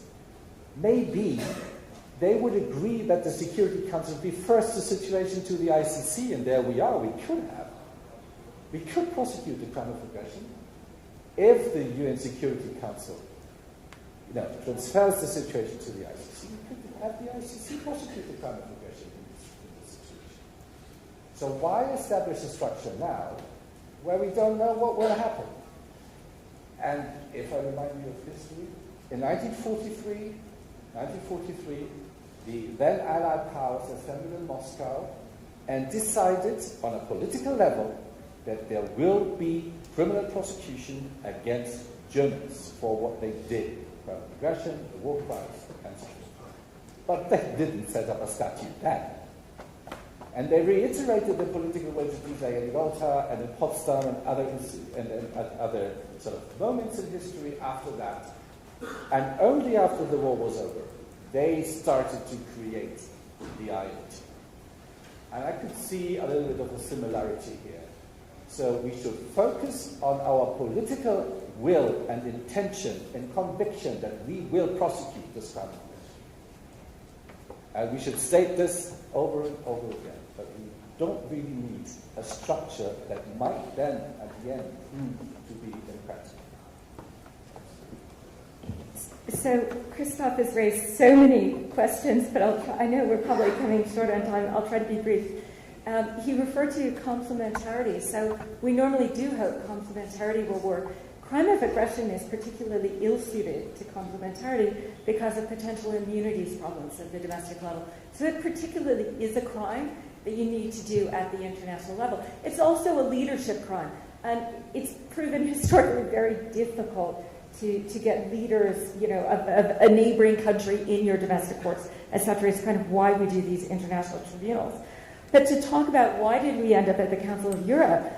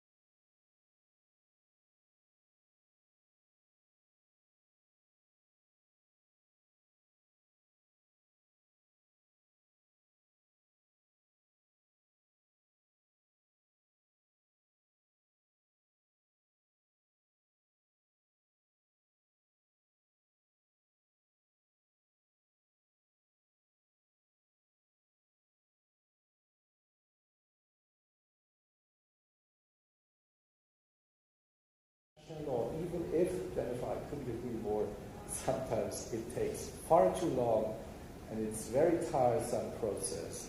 Indeed it is, but we must not lose the energy and the hope that we, as individuals and together as a civil society, we can actually influence international law and change. Thank you.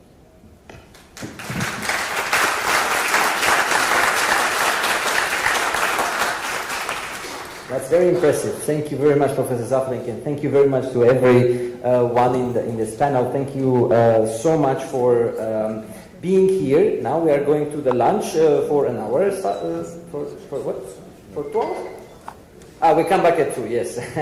So we come back here at 2 o'clock. So thank you very much.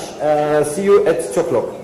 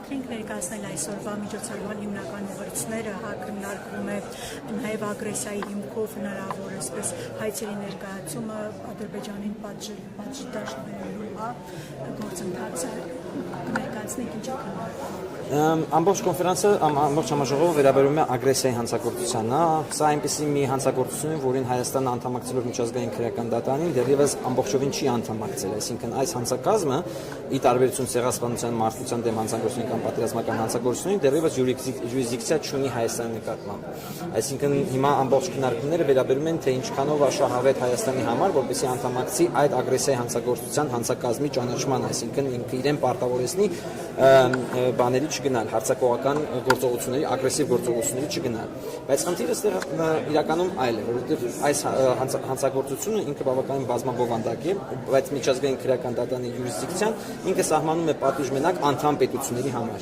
Ներկա դրությամբ հենց այս բանելով, որ մենք խոսում ենք, խոսքը գնում է նրա մասին, որ ընդլայնացվի յուրիսդիկցիայի հարցը միջազգային քրեական դատարանում նաև ոչ անդամ պետությունների նկատմամբ։ Ենթադրենք Ադրբեջանը չի հանդիսանում միջազգային քրեական դատարանի անդամ եւ հարձակում է գործում Հայաստանի Հանրապետության սուվերեն տարածքի վրա, որը նաեւ ինքը ներկայությամբ կատարում է։ Տվյալ ռեֆորմները, որոնք տեղի ունեն միջազգային քրեական դատարանի շրջանակներում, թույլ կտան Հայաստանին որպես անդամ պետություն պաշտպանվել միջազգային ագրեսիայի հանցագործությունից Ադրբեջանի։ Դա նշանակում է, որ միջազգային քրեական դատարանը կունենա հնարավորություն պատժելու ուղիղ Ալիևին ագրեսիայի հանցագործության համար։ Պատերազմական հանցագործություններ գործած Ադրբեջանին պատժելու դուք ինչ հնարավորություններ եք տեսնում, հա, միջազգային քրեական դատարան դիմելու այդ մեխանիզմը կա, չգիտեմ, նախադեպը կա, ինչ հնարավորություն եք տեսնում դուք հենց կոնկրետ Ադրբեջանին պատժելու ուղղությամբ, եթե հետևողական աշխատանք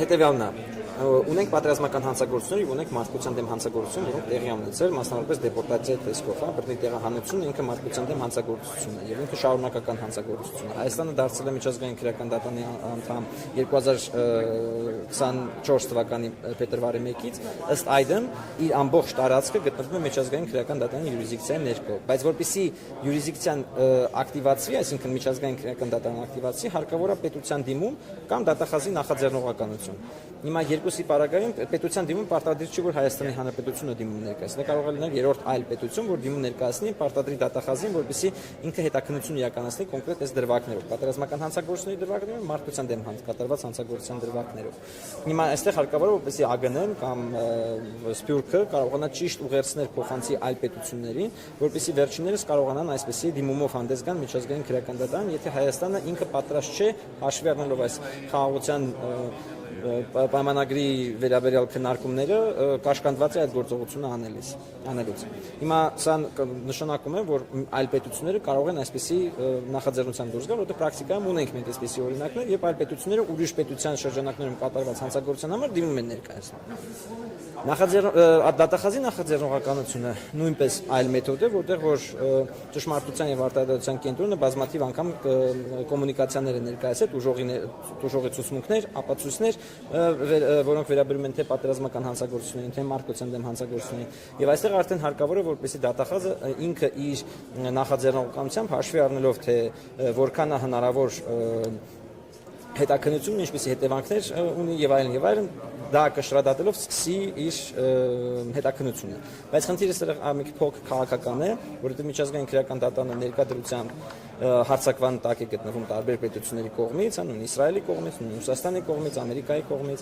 եւ դա դժվարացնում է դատախազի ինքնուրույն աշխատանքը, որովհետեւ դա ավելի շուտ հայեցողական է, դատախազը ինքն է բան։ Եթե պետության դիմում է լինում, դա արդեն պարտավորեցնում է։ Այսինքն այստեղ ցանկալի է, որպեսզի Հայաստանը առաջնեկը լինի եւ ինքը այդ դիմումը ներկայացնի միջազգային քրեական դատարանը, ասելով, որ մենք ի վիճակի չենք այս գործերը քննելու, որովհետեւ հանցագործները նախ չեն գտնվում Հայաստանի Հանրապետության տարածքում, ուստի եւ միջազգային քրեական դատարանը պետք է մտնի այս հետաքննության մեջ եւ ինքնուրույն փորձի մեր աջակցությամբ իհարկե հետաքննությունը իրականացնել եւ գտնել մեղավորներին։ Դուք գիտեք երևի, որ այսպիսի տեղեկություն է եղել, որ Հայաստանի կառավարությունը պատրաստ է հայցերը հետ քաշել, հա, միջազգային այցաններից, ինչ հետևանք դա կարող է ունենալ, ինչպես է գնահատում այդ քաշը։ Շատ ծանր հետևանքներ կարող է ունենալ, որովհետեւ ինչի մասին մենք խոսում ենք, սա կոնկրետ անձանց անձնական պատասխանատվության մասին է խոսքը։ Այլ հարց է պետական պատասխանատվությունը, որը ներկայացության միջազգային արտադրության դատարանում են այդ դատավարությունները գնում,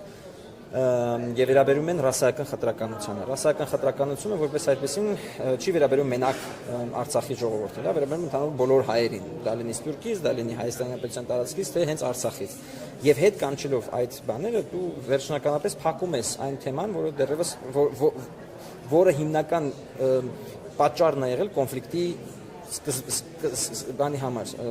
սկզբի համար։ Դրանով դու ասում ես, ես ոչ մի պարտք ու պահանջ չունեմ, որ տեղի ունեցել միջազգային իրավունքի խախտում եւ դրանով այսպես ասած բոլոր դռները փակում ես, որտեղ երբ որ այդ բանը տեղի ունեցավ, այլևս չեն կարողանա միջազգային արտադրության դատարանում որևէ հայց ներկայացնել այս բանի շրջանակներում, այս հարցի շրջանակներում։ Խնդիրը շատ բազմաշերտ է եւ ունի շատ լուրջ հետևանքներ, որովհետեւ մեզ հարկավոր է, որպեսզի այդ դատավճիռը լինի եւ արձանագրվի, որ Ադրբեջանը կատարել է միջազգային իրավունքի խախտում, որտեղ այդ արձանագրությունը, այդ դատավճիռը հետապնդելու է այդ պետությանը ամբողջ իր գոյության ընթացքում եւ ցանկացած քաղաքական, դիվանագիտական բանակցությունների ընթացքում Ադրբեջանի դիմացը սեղանի դիմաց դնելու են, որ ինքը կատարել է այս խախտումը եւ ըստ այդմ ինքը պետք է կատարի համապատասխան կոմպենսացիաներ։ Դա կարող է ուղղակի ազդեցություն ներկայացում չունենա, բայց հարկավոր է, որպեսզի այդ արձանագրումը լինի։ Մենք ցեղասպանություն վերապրած ժողովուրդ ենք եւ 1915 թվականին դեռևս չկային այն տրիբունալները, որտեղ որ կարձանագրվեր դատական համակարգով արտադատությամբ, որ տեղի ունեցել միջազգային իրավունքի խախտում։ Մենք ներկայությամբ ունենք այդ ինստիտուտները եւ պարտավոր ենք այդ ինստիտուտները օգտագործել իշահ տուժողների։ Հայաստանի իշխանությունը պատճառաբանում է, ասում է, այսպես հիմնավորում է, որ հայելային կերպով հետ կքաշվեն այդ հայցերը, այսինքն Ադրբեջանն էլ իր հայցերը պետք է հետ քաշի։ Ուզում հասկանալ Ադրբեջանն ինչ հիմնավոր հայցեր ունի ներկայությամբ, որ Ադրբեջանական կողմը փորձում է իմիտացիա ստեղծել, կարծես իրանք էլ են տուժել միջազգային իրավունքից, որը անհամեմատելի է այն հայցերի հետ, որոնք մենք ենք ներկայացել Ադրբեջանի դեմ։ Իմ պատկերացմամբ եւ իմ դիտարկմամբ մենք բավականին լավ դիրքում ենք գտնվում դատավարությունների մեջ եւ ուղղակի սյուր կլինի, եթե մենք հրաժարվենք այն հաջողություններից, որոնք կարող են արձանագրվել։ Հաջողությունը մի քիչ հարաբերական է ասված, որովհետեւ արձանագրվում է, որ տեղի ունեցել միջազգային իրավունքի խախտում, բայց դատական առումով, այո, դա մեզ համար հարկավոր է մեր պետական շահերը առաջ տանելու համար։ Արձանագրվում է դատարանը վճիռ է կայացնում եւ հետո դուք ասում եք ամբողջ կյանքում դա Ադրբեջանի համար որպես քաղաքական այսպես փաստաթուղթ է լինելու մեր ձեռքին, բայց ինչ որ չգիտեմ պարտադրել ինչ որ քայլեր անել Ադրբեջանին այդ դատարանի վճռով կա նման պրակտիկա։ Այո, նա առաջին արձանագրվում է խախտումը, որից հետո համապատասխան ռեպարացիաների բանն է գնում, այսինքն ինչ պետք է Ադրբեջանը անի, որպեսզի վերականգնի միջազգային իրավունքի խախտումը։ Այստեղ բանը ինստրումենտները շատ ավելի լայն են, գործիքակազմը ավելի լայն են, դա կարող է լինել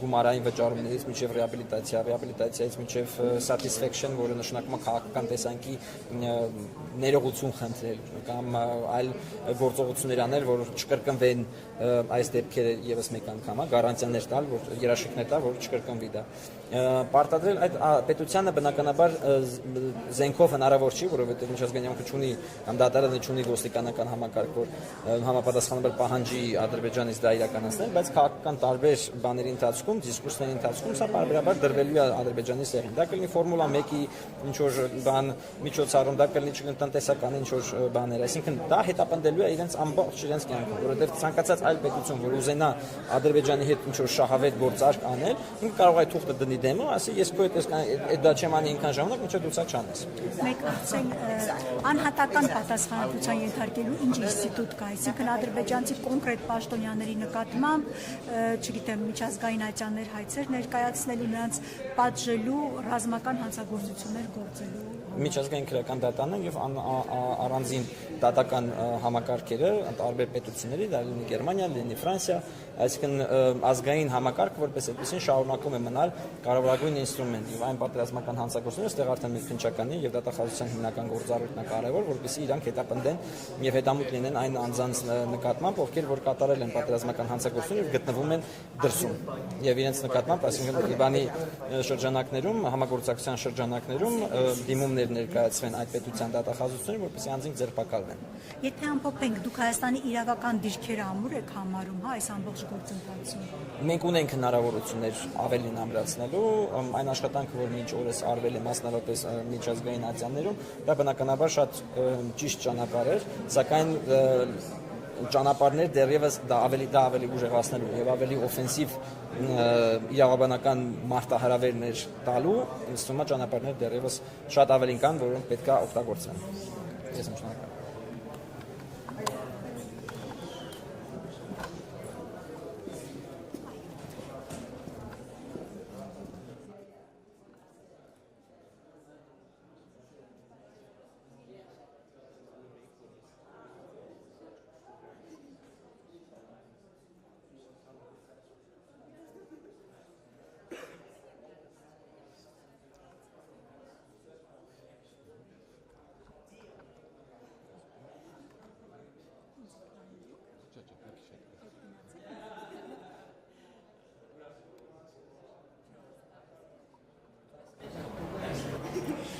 Պարոն Յոնաթան, մենք գիտենք, որ դուք զբաղվում եք ակտիվորեն հայ գերիների իրավունքների պաշտպանությամբ, արտերկրում կխնդրենք ներկայացնել ինչ աշխատանք եք տանում եւ այս ապօրինի գործընթացը ինչպես եք որակում։ Ուրեմն առաջին հերթին շնորհակալություն այս արիթի համար, մեր բադանտների եւ գերիների հարցի համար, այս հարցազրույց տալու համար։ Ես ակտիվորեն կմասնակցեմ այս Free Armenian Hostages civic շարժումին, որ այստեղ տարբեր երկրներու մեջ հայեր, գազագերբություններ, անհատներ COP29-ի ժամանակ միացան, որ մեր բադանտների գերիների հարցը բարձրացվի ամենալայն ձևով եւ այդ ասենք շարժման մասնակցիցա իբր անհատ, իբր մարդ եւ իբր գերմանացի կենտրոնական խորհրդի նախագահ այս առումով ես կաշխատեմ Գերմանիո քաղաքական դաշտին հետ, բայց անոր կողքին շատ կարևոր բան կա, որ այս հարցը պետք է համահայկական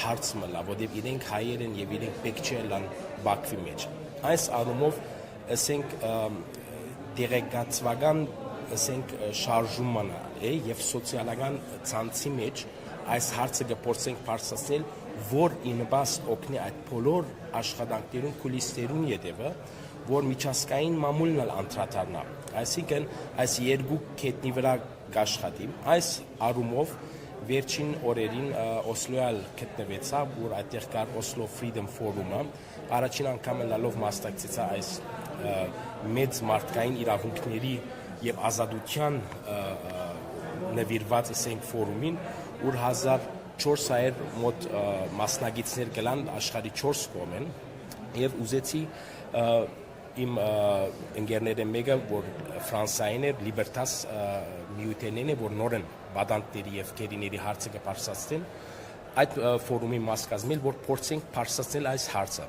Բավականին դրական առաջին ասենք փորձառություններ ունեցանք, շատ տեղի մասնակիցների հետ գրցանք խոսիլ, այս հարցը բարձրացնել, իրենց դեղեկացնել եւ ինվաստ այն է, որ այս հարցը մոռացության չերտա եւ այս արիթը գուզեմ օգտագործել ամեն հայ անհատ մտածի ինքը ինչ մասնակցություն կրնապերել, որ այս հարցը մոռացության չերտա։ Գալով նորեն Օսլոյի Freedom Forum-ը ուրեմն հիմնական թիրախն է բռնապետական ասենք ռեժիմներու կամ պետություններու ոչ թե թեմ աշխատել, այլ իրենց այսինքն իրենց թեման աշխատել եւ ազատության համար եւ այս ծիրեն ներս մենք ներկայացրինք հոստեջներու հարցը այդ հույսով որ արցախահայերու կամ հայերու իրավունքներու հարցը աբակային բարձրացվին այսպիսի ասենք ֆորումներու մեջ որտեվ շատ ավելի լայն լսարան է եւ մեր այս ամբողջ Free Armenian Hostage-ի ասենք շարժումը ինվաստ է, որ այս հարցը մոռացության չերտա, որտեղ բռնապետներին, մանավանդ Ալիև, ցեղասպան Ալիևին, ասենք ուզած այն է, որ այս մորցվի, երբ մորցվի, իրենց քայլերով առաջ կերտան արդեն։ Եվ ինչու գսեմ բադանտներ, որտեղ իրենք բռնված են, երբ Արցախի բռնի դեղահանումը տեղի ունեցավ այդ 9 ամիս ասենք անօթյության այդ բլոկադայի պատճառով իրենք ուզեցին բռնել ղեկավարությունը Արցախի քաղաքական եւ ռազմական ղեկավարությունը այդ պատկամը հասցնելու Արցախահայերուն հաղ, որ վերադառնալ չկա։ Եվ ունենալ ավելի մեծ, ասենք, ջնջումի միջոցներ բանակցային այս խաղաղության բանակցության, ասենք, ընթացքի մեջ եւ այդ նորից գշեշտեմ այդ ջնջումը ունենալ հոգեբանական ջնջում ունենալ հայ հասարակության վրան լա Հայաստանի մեջ լա Ասպուրգի մեջ։ Ես կուզեմ նորից ասել մեր համայն հայության մասնակցությունը պետք է լա այս հարցը առաջին օրագարկի վրա անգախ ո՞ր մի քաղաքական ասենք գեցվածք է իրենց տեղը Բաքվում չէ եւ ես համոզված եմ որ միասնական ջիքերով ջնջումը կբարձրացվի միջազգային օրեն ես գիտեմ որ շատ լուրջ աշխատանքներ կդալվի քաղաքական ասպարեզի մեջ որ բացահայտ չէ այս հարցը բարձրացնելու կվստահեցեմ որ Գերմանիա քաղաքական դաշտի մեջ կաշխատի բայց այդ պայքարը այս հարցը պետք է երևելի դառնա եւ երևելի դառնալու հարցը այս սոցիալական ցանցին մեկ ասենք մաս մնա այս ընդհանուր շարժումին եւ անհատական մասնակցությունը մեծ ներդրում կգնա ունենալ եթե կորձածվին այս հեշթեգները օրինակ մգուզեմ տալ օրինակ կոպի ժամանակ նույնիսկ Ալիևը ընդունեց որ իրեն թեմ միջազգային մամլո արշավ դեղի կունենա եւ այդտեղ մենք բավական այո չհաջողեցանք մեր հիմնա նպատակով իրենց ազատության մեջ բերել բայց պիտի ես համոզված եմ որ պիտի կա այդ օրը բայց հաջողեցանք այս հարցը կոպի ժամանակ բարձրացնել եթե չբարձրացնենք իրենք հաղթած պիտի լայն այդ կետնի վրա էլ եւ այսպիսով հիմա օրինակ այսպիսի միջազգային ժողով մչի գա կոպի նման որ Ալիևին եւ Ադրբեջանին գտնաս թիրախավորել հատկապես այս հարցով բայց երբ որ մեր հեշթեգները բարձր էին միջազգային մամուլն անդրադարձավ այս հարցին այսինքն այս ամբողջ մասնակցությունը ունի երկու ասենք հիմնագետ բարձրացնել հարցը մոռացության չտանիլ միջազգային մամուլին ո՞ր մեկ ծևերով փորձել մղել որ այս հարցին անդրադառնա եւ որ քաղաքական ասենք աշխատանք տանող բոլոր այդ գազམ་ագերբությունները, անձերը, լոբիստները նորից ուժ առնեն։ Եվ շարունակեն։ Ադրբեջանը ակնհայտ կեղծ դատավարություն է անցկացնում։ Միջազգային հանրությունը կարծես լռում է եւ թույլ է տալիս, որ քաղաքակիրթ աշխարհի աչքի առաջ նման գործընթաց տեղի ունենա։ Ինչու է լռում միջազգային հանրությունը։ Ինչու են թույլ տալիս, որ բռնապետը նման գործողությունների դիմի։ Ուրեմն ես այստեղ մի քանի պատճառ կտեսնեմ առաջինը շատերը դեղյակ չեն շատերը որ դեղյակ են միջազգային ասենք հանրության մասին է խոսքս չեն ուզեր սենսիտիվ այսպես ասենք արտահայտություններ ունենալ որ խաղաղության այս գործընթացը խախտե միցեվի այստեղ մտահոգություններ կա ես կվստահեցեմ որ նվազագույնը տեսած եմ այսինքն բայց կան օղակներալ եւ որ կփարսացեն բայց շատ բզդիկ մագարտագի է այսինքն անոր համար այո գանդեսեն որովհետեւ Եվրոպայի եթե դեսանգույնեն նայում բանակցություններ կան կամ համացայնություններ կան գազի վերաբերյալ գեոպոլիտիկ ասենք հաշիվներ կան ասոնք ամենը բաժարներ են որ բավականին գլերեցնեն բայց այդ չի նշանակել որ իրենք դեղյակ չեն եւ մենք պետք է ջնջումը բարձրացնենք միշտ հիշեցնենք անընդհատ ասենք արշավ մնա այս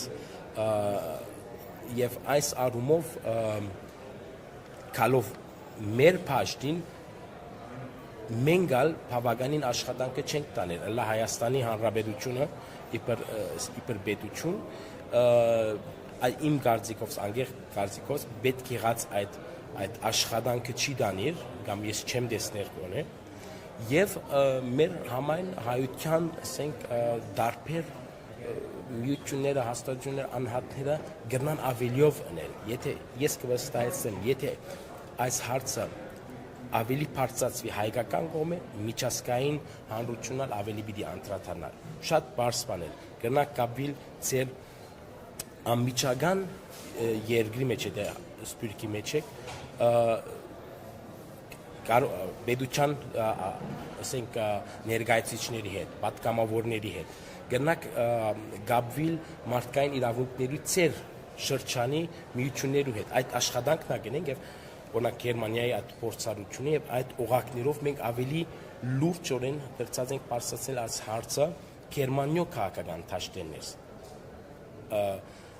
դեղյակ են գիտեն հայտարարություններ ունին ոչ բացահայտ եւ բարձրացնեն, բայց ավելին, այսի Գերմանիայի օրինակով կրնամ հաստատ ասել, որ դրված է լավ, որ հիմա նաև նոր կառավարություն կա, հատկապես կոպի ժամանակ ունակ CD-ուն ամենասուր հայտարարություններն ըրաձեր մեզի նամակի միջոցով, որ նշած են, այսինքն որ պետք է իրենք անմիջապես ազատ արձակվին։ Եվրամիությունը ուրեմն resolution-ի միջոցով նորեն հստակ օրեն հայտարարած է, որ իրենք պետք է առանց նախադեպի ազատ արձակվին, բայց կա կորզաթիրը, Եվրամիության օրակ կորզաթիրը, որ գտեսնենք եւ այսինքն բասում է, որ այդ չի դականացներ, բայց չի նշանակեր, որ մենք պետք է հիաստապվենք այս առումով, պետք է շարունակենք այս եւ նորից սկսեմ բոլորի մասնակցությունը, անհատական մասնակցությունը գտնա թերագադար դառնա, որ այս հարցը ավելի բարձրացվի եւ vocation չէ մեզի։ Այդ դուք ասում եք խաղաղության գործընթաց, ինչ խաղաղություն է հնարավոր այն պայմաններում, երբ հայ գերիները, պատանդառուները, այսպես Բաքվի բանտերում են, երբ Արցախը օկուպացված է, դուք ինչ խաղաղության հնարավորություն եք տեսնում այս պայմաններում։ Իմ անկեղծ մոդեցումս, անձնական մոդեցումս այդ է, չի կրնար խաղաղություն լինել, եթե Բաքվի մեջ ուրեմն հայեր կան, որ կդատապարտվին այսպես շինձու շոու թրայլներով, անգարելի է խաղաղության, անկեղծ խաղաղության մասին խոսիլ, եւ այսինքն հիմնա գեդերեն մեկը պետք է լա, որ բարձրացվի բոլոր խաղաղության ասենք խոսակցություններու մեջ։ Այսինքն ամենանվազագույն հարցն է, որ պետք է բարձրացվի եւ չի կարելի այսինքն այս անդեսել այս հարցը եւ ովևէ մեկ խաղաղության պայմանագրի ստորագրել է առաջ պետք է բոլոր հայերը Բաքվի բանդերում մենք խոսենք 23 հաստատված անհատների, բայց կխոսվի նաև շատ ավելիներ կան, անհայտ կորածներ կան, իրենք պետք է ազատ լան առաջ որ մի բան ստորագրվի։ Չէ՞ թե ինչ խաղաղության մասին կխոսենք։ Նույնպես այո այս ամբողջ ակտը Արցախի վերաբերյալ ցեղասպանական ակտ է։ Այսինքն պետք է շատ հստակ ասենք եւ այստեղ միջազգային այս համաժողով մգա միջազգային իրավունքի վերաբերյալ այսպիսի նյութերալ կքննարկվին նորեն եթե խաղաղության մասին կխոսենք պետք է արցախահայության վերադարձի իրավունքի հարցը օրագարկ բերենք իրենք այսինքն բռնի ուժով միջազգային իրավունքի մեծ խախտումներով ցեղասպանություն ասենք ակտերով դեղահանված են եւ մենք չենք կնար այսի մորացության դանին այսինքն այս հարցերը պետք է բարձրացվին շատ հստակ օրեն որ հասնենք իսկական խաղաղության այո Հիմա Հայաստանի իշխանությունը ասել է որ այս հարցերը չեն քննարկվում այդ փաստաթղթի շրջանակում այդ խաղաղության այսպես կոչված Ես պիտի ողջունեի, եթե այդ բարձրացնեն։ Իրեն Հայաստանի իշխանին նույնիսկ ադիգա, ես Հայաստանի քաղաքացի չեմ, իբր մարդկային իրավունքների, ասենք, պաշտպան կրնամ այս հարցը ասել եւ բոլոր վերլուծականները նույնիսկ Գերմանիայում մեջ, այսինքն շատ գերմանացի անհատներ, պրոֆեսորներ, մասնակիցներ կան, որ այդ եզրակացության եկած են, որ եթե օրակարգից այս հարցերը վերցվին շատ ավելի վատն է լինելու։ Ես միան գնայի ողջունել, եթե այս ուղղությամբ լուրջ աշխատանք տարվի նաև Հայաստանի կառավարության կողմից։ Եվ մեկ հարց է, դուք արցախցիների վերադարձի ինչ հնարավորություն եք տեսնում ստեղծված այս աշխարհաքաղաքական իրավիճակում, ինչ երաշխիքներով նրանք կարող են վերադառնալ, ընդհանրապես հնարավորություն տեսնում եք իրենց իրավունքները իրացնելու առումով։ Շատ բարդ հարց է, կան մի քանի ուրեմն միջազգային կամ մի քանի քայլեր, որ առնված են այս վերջին շրջանին, հատկապես կուզեմ այստեղ Զվիցերիո այս առաջկը, որ արավ Զվիցերիան, այս ֆորումը ստեղծել արցախահայերի եւ ադրբեջանցիների միջև, եւ այսինքն շատ կարեւոր քայլ մնե, որ առնված է, եւ այսպիսի քայլեր պետք է քաչալերվին ուրիշ եվրոպական երկրների։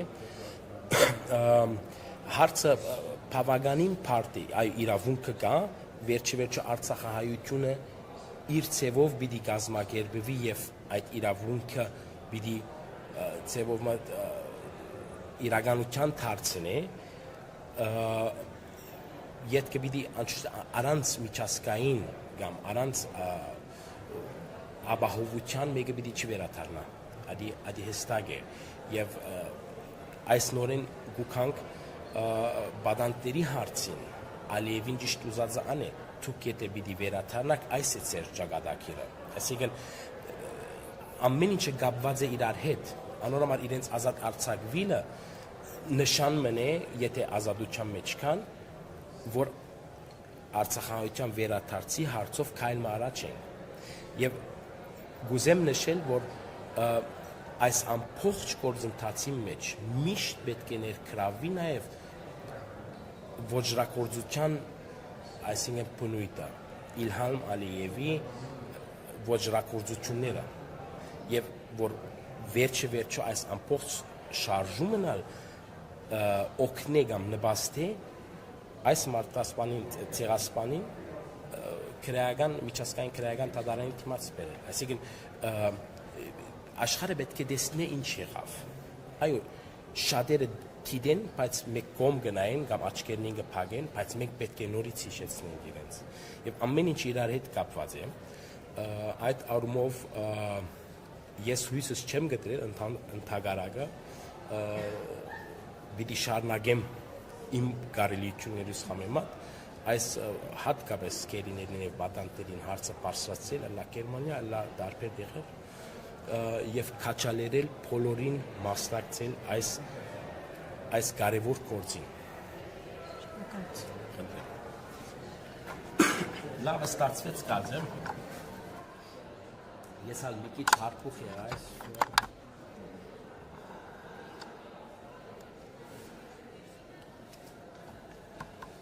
Շատ շնորհակալ եմ ես։ Այսօր ոտվածս հրադանակվեցավ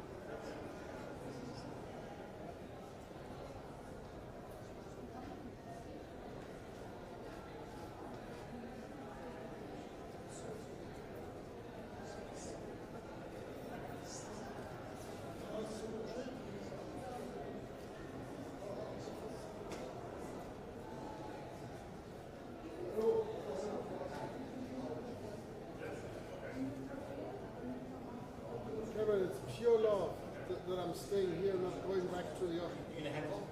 Sorry? You're gonna heckle? Heckle? Heckle. What does that mean? No, Wie sagt man heckle auf Deutsch? I have no idea what heckle means. It means to like scream, like when someone's speaking, to try to disrupt them by making fun of.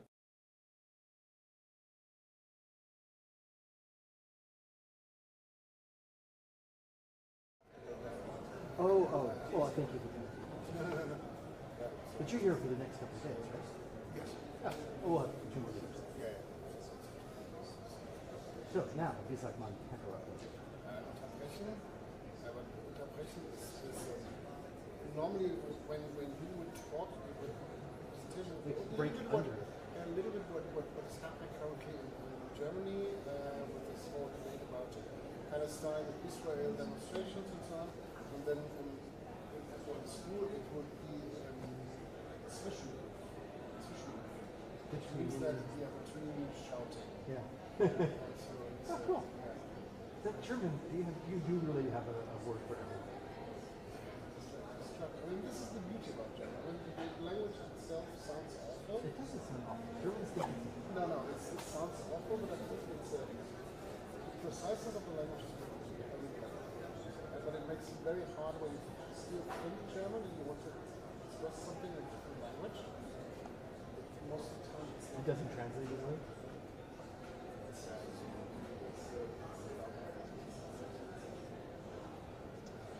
But should I have one? I'm not sure I'll say anything that you disagree with. We'll see. But yeah, I will say because it's not saying anything. How's your way? You're so critical about Israel? Quite often? Many more.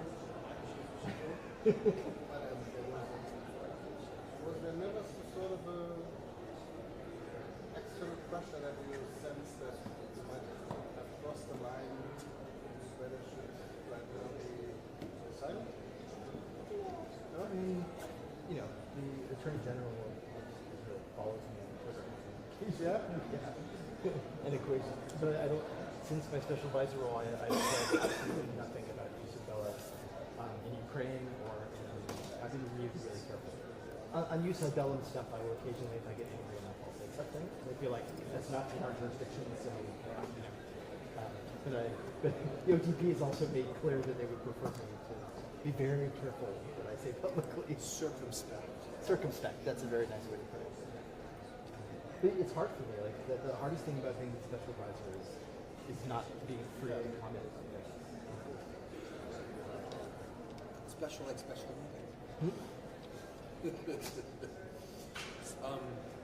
Yeah, it's a tightrope for you.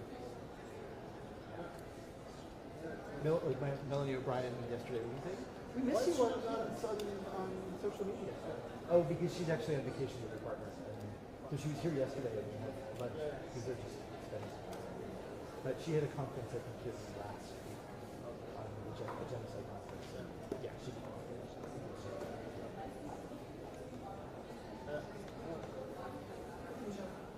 Yeah, I think we only have 3. Where's the moderator, Gergen? I'd like to ask how our panel's going to work. Why? Well, we lost Alexander. Yeah? I don't think he's definitely not here, and I don't think he's even presenting with us. But that's what I want to find out. So actually, let me go ask them. Oh yeah. His name is up there or not? Not. So good to see you, bro. So Richard mentioned something, perhaps in confidence, that you're.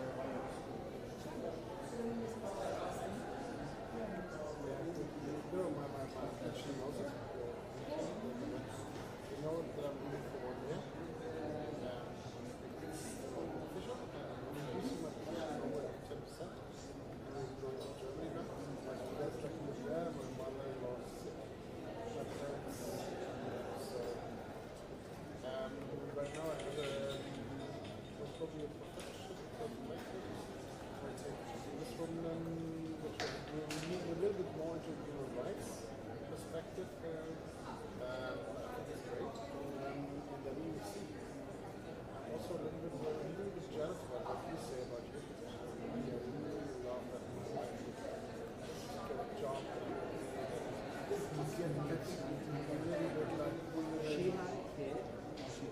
left peacekeeping mission, 19 years for her to die. And New Zealand just kicked her into family time.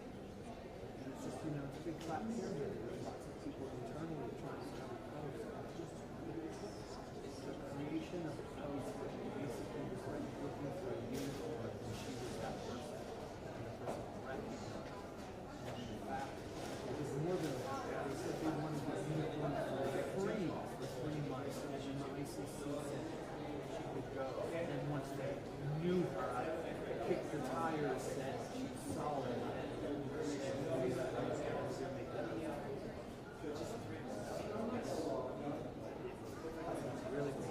I've been out of New Zealand for 6 years. But You want to go back there? I have. I mean, I think ego says get back in, but family-wise, it's been great to have this time to be able to take care of it. I also think you just have your experience to reach out. Your point there, and I think people with your experience have so much to offer, especially with those challenges. It's really To be continued. I think we have like every breathing moment together for a few days. When are you leaving? I'm actually not leaving till Monday morning, Okay, but me too. Nacho and I are going up for the weekend. Okay. So he dragged me into that, which is great. That was the vibe. And then we'll see.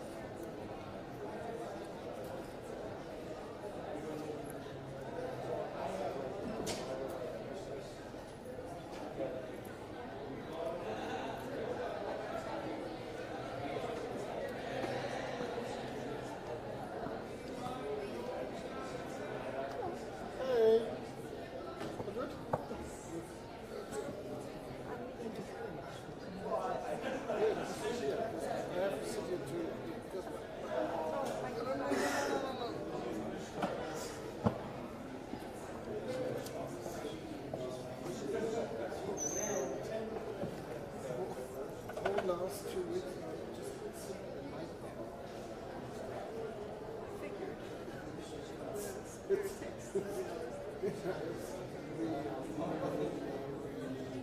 We're losing a little bit of motivation. Really I don't know, maybe I should win a lottery or something like this. Just like a small peak of happiness. But I don't want to sound too whiny. How was your travel?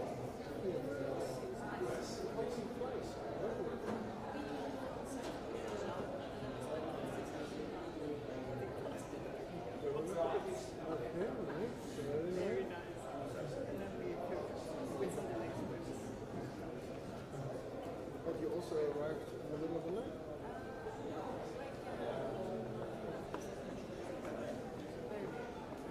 Yesterday it was 4.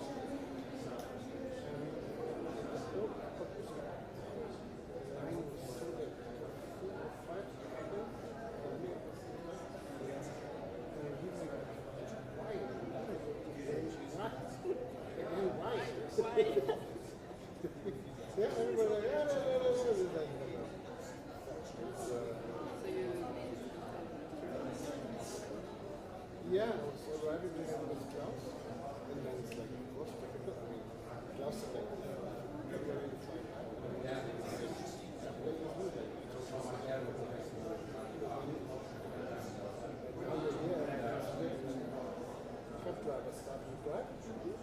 And then after 5 minutes, it's just go right back up. And then he said, give me 5 minutes. 4:20? No more 5 minutes. And then he's tired. And I really feel like he's changing all the time. It's really compressor, driving 13 miles an hour, very slow the whole time. But people thought that it's like, look at our house in Anna, the older house in Anna is built in an old ancient Indian cemetery. I have no idea. Maybe when I was rich, I have no idea. Like, right now I have to run all options. So I really like, now the universe is just forward. So up again and just continue. Continue.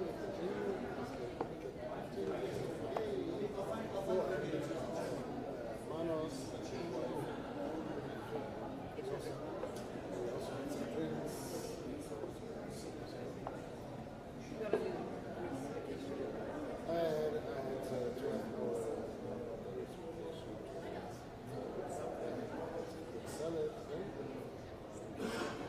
Awful. Yeah.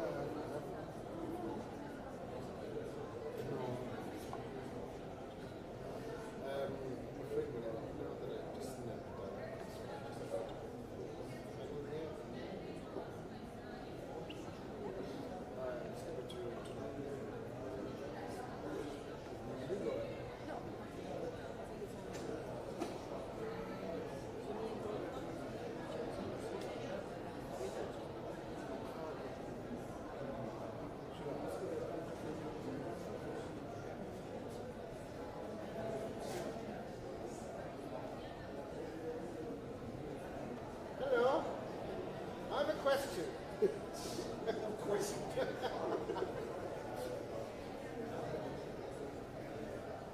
The mental element. I should never explain the word mental to you. Yeah. Eco-aggression. Is there something like eco-aggression? Talk about the environmental sovereignty.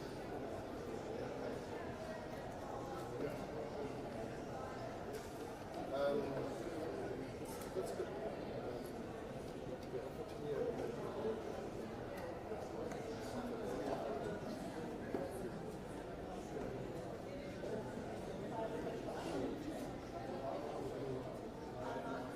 I'm sorry, what did you do then yesterday?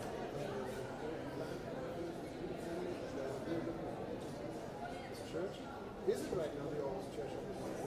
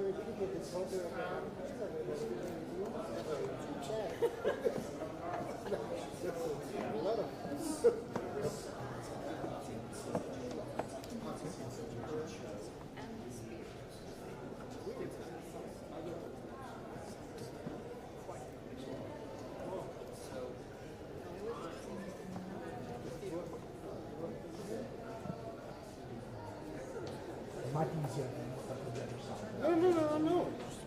Thank you. Sorry. Welcome. Thank you.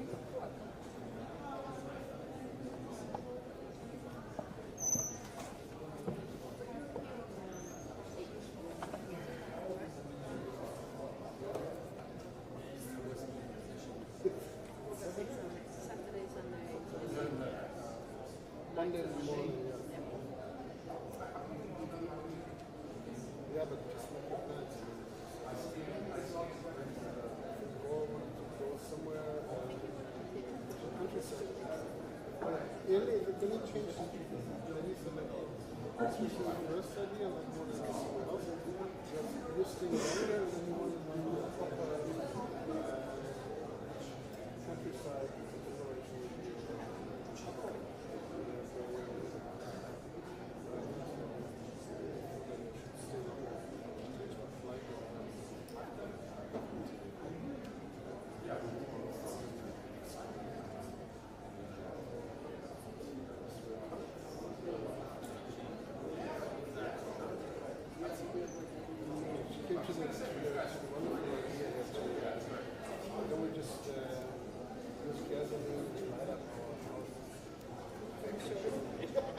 I hope you're logging this as PhD supervision hours. Yes.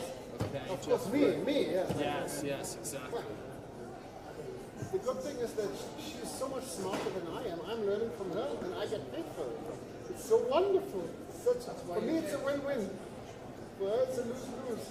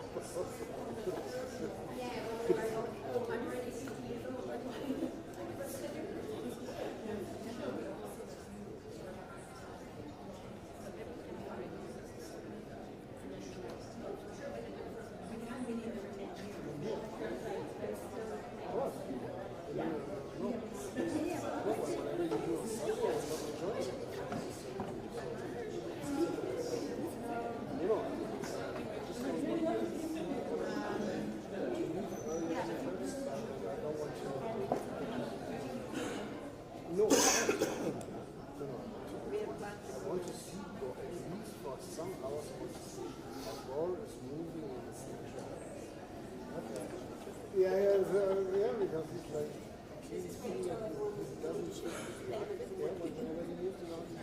No, I think it supersedes everything else. Excuse me, sir, that's my seat. Oh, if it is, I'm just confusing. yeah, Greg is always. Nando, you were sitting there. You're confusing me as well. Right? He's confusing everyone. Confusing you. Now he's confusing you. Oh, you also did. I'm sorry. You didn't? No, they're going to call us up and say,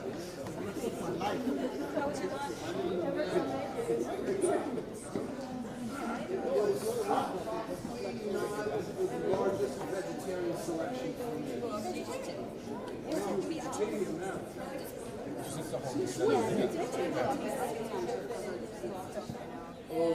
I'm so sorry if I started this. Yeah, Christoph and I got missed the plane, so I felt I owed Christoph some quality time. I know, we're going to be stalking you for the next day. Exactly, you're like, I get some sleep, like, we're downstairs. Okay, now we go up. Good luck. Okay. Don't say there isn't a cure to insomnia.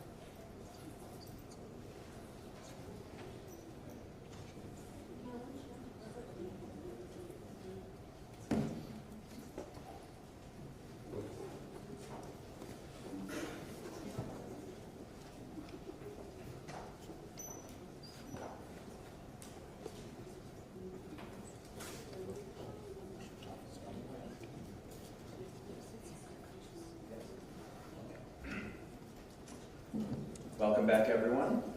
Hope you enjoyed your lunch.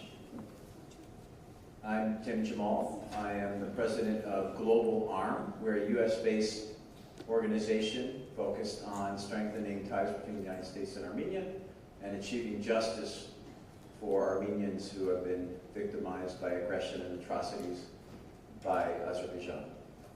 I'm very honored to moderate this panel today, which is entitled Use ad Bellum, Legal and Strategic Dimensions of Wars of Aggression, Challenges and Justifications.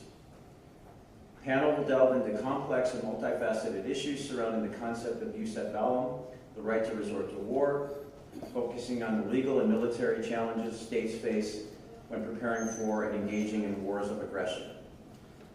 The panel will examine the justifications and legal rationales frequently employed by states to justify their actions in initiating aggressive conflicts, as well as the military strategies to carry out these operations. We have an excellent panel today. Just before I announce the panel, unfortunately, Dr. Alexander Schwartz was unable to join us today, and we wish him all the best. Three panelists that we have. First, to present the Armenian perspective and Nagorno-Karabakh War and the consequences, Mircea Skopalyan. Legal rationales for using interstate force, the Russia example, Kevin John Heller. And then the legal framework of ICC, Article 8 bis, on the crime of aggression's novel modes of participation, Gregory Townsend from Geneva. And like we've done with the other panels, I think we have CFTJ volunteers who are around the room today. If you have questions, please submit them to those volunteers, and I will make every effort to ask those questions. So first, our first panelist today is going to be Kevin John Heller. Kevin is Professor of International Law and Security at the University of Copenhagen's Center for Military Studies and Distinguished Visiting Professor of Law at Universidad Torquato di Tella in Buenos Aires. I hope I pronounced that decently. He is an academic member of Doherty Street Chambers in London and currently serves as a special advisor to the prosecutor of the ICC on war crimes. You have many books. I'm not going to list all your books, but they look great. And I look in your program, and I'm sure you should have great interest to enhance or expand your reading. Professor Heller has been involved in the practice of international law throughout his career, most notably acting as one of Radovan Karachik's formerly appointed legal associates at the ICTY. And without further delay, I ask Professor Heller to come to the podium.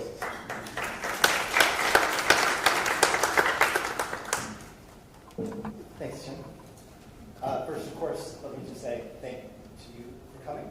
Thanks to the organization for inviting me. Thanks for it really is an honor to be here. My first time in Aravot in such a fantastic city. So, in March 2022, the European Society of International Law condemned Russia's invasion of Ukraine as a, quote, cynical and perverse use of international law. It is, of course, impossible to disagree with that. And one of the things I want to do today, in the time that I have, is explain why none of Russia's rationales, legal rationales for invading Ukraine, withstand really even a moment's scrutiny. But that's not all that Diesel said. It also claimed that, quote, to contend that other states, especially in the West, have no better record when it comes to respecting international law is a, quote, morally corrupt and irrelevant distraction. I think Diesel is fundamentally mistaken about that. So as I will also explain, the legal rationales that Russia has baselessly invoked to justify invading Ukraine actually fall well within the argumentative boundaries that Western states have established through their own contempt for international law, and particularly their willingness to disregard the legal views of states in the global South, which is something that has been going on literally for decades. So let's take a quick trip through the four rationales that Russia has invoked in the context of Ukraine. The primary rationale is individual self-defense under Article 51 of the UN Charter. As Putin said in his infamous speech 2 days after the invasion, Russia simply could not exist, quote, while facing a permanent threat from the territory of today's Ukraine. Now, the correct response to this is, of course, a very simple one. Ukraine never actually attacked Russia, and self-defense is not available in response to the mere threat of an armed attack at some point in the future. Now, if the West had taken the South seriously, considering self-defense rationae temporis, the temporal aspect of self-defense, that would literally be the end of the discussion. As we all know, Article 51 of the UN Charter says, if an armed attack occurs, not if an armed attack is going to occur. Southern states have insisted literally for decades that Article 51 must be interpreted restrictively as prohibiting any kind of anticipatory self-defense. Anticipatory self-defense, of course, being understood as in response to some kind of future threat, not an ongoing one. So during the drafting of the Friendly Relations Declaration and the UN definition of aggression, a few Western states tried to defend the legality of anticipatory self-defense, but the overwhelming majority of states in the Global South insisted that Article 51 meant precisely what it said. Similarly, Southern states repeatedly condemned anticipatory uses of force by the West during the Cold War, probably most notoriously or most notably in 1967 in response to Israel's invasion of Egypt during the Six-Day War. Now, there are a few Western international lawyers, particularly Tom Rees and Christine Gray, who take the position that no anticipatory self-defense of any kind is lawful. But they are very much in the minority. Most Western lawyers, and certainly most Western states, take it as a matter of faith that at the very least, self-defense is available in response to imminent threats. And that is, of course, the famous Caroline standard. Now, if the Caroline standard for imminence actually represented the outer limit of anticipatory self-defense, Russia's self-defense claim would still be well beyond the boundaries of acceptable argument. But the most powerful Western states have not been okay with just leaving it to the Caroline. They've actually gone much further. So consider Israel and the United States. In 1981, Israel attacked an Iraqi nuclear reactor in Osirak while it was still being built. Israel made no attempt to claim that there was an ongoing armed attack. It made no attempt to claim that an armed attack was imminent. It simply claimed that it had the right to act in self-defense because the reactor would eventually, some unknown years in the future, produce nuclear weapons that Iraq could use against Israel. Now, the General Assembly, to its credit, condemned Israel's attack by a vote of 109 for and 2 against. I'll let you guess who the two are. The 2 votes against were the United States and Israel. Now, that vote did not dissuade the U.S. from affirming the legality of non-anticipatory self-defense 2 decades later in its infamous 2002 National Security Strategy. And then you find very similar language 4 years after that in the 2006 National Security Strategy. And in fact, the U.S. has gone even further in the context of self-defense against non-state actors. So consider, for example, this 2014 statement by a Pentagon spokesperson when asked what threat of an armed attack justified striking the mysterious and potentially not even existing Khorasan group in Syria. I will leave it to you to decide whether that is consistent with the use of bellum. And so my point is not simply that anticipatory self-defense is unlawful. The point is instead twofold. First, that Russia's extremely expansionist position on self-defense in Ukraine actually bears an uncanny legal resemblance to the expansionist positions taken by Israel and the U.S. Second, that those extremely expansionist positions are legally cognizable only because the West has ignored the South's decades-long insistence on reading Article 51 restrictively. So that's the first rationale. Russia has also justified its invasion of Ukraine as collective self-defense of the People's Republics of Luhansk and Donetsk. This claim is easy to dismiss because it's black-letter jus ad bellum that only a state can request collective self-defense, and neither the LPR nor the DPR qualifies as a state.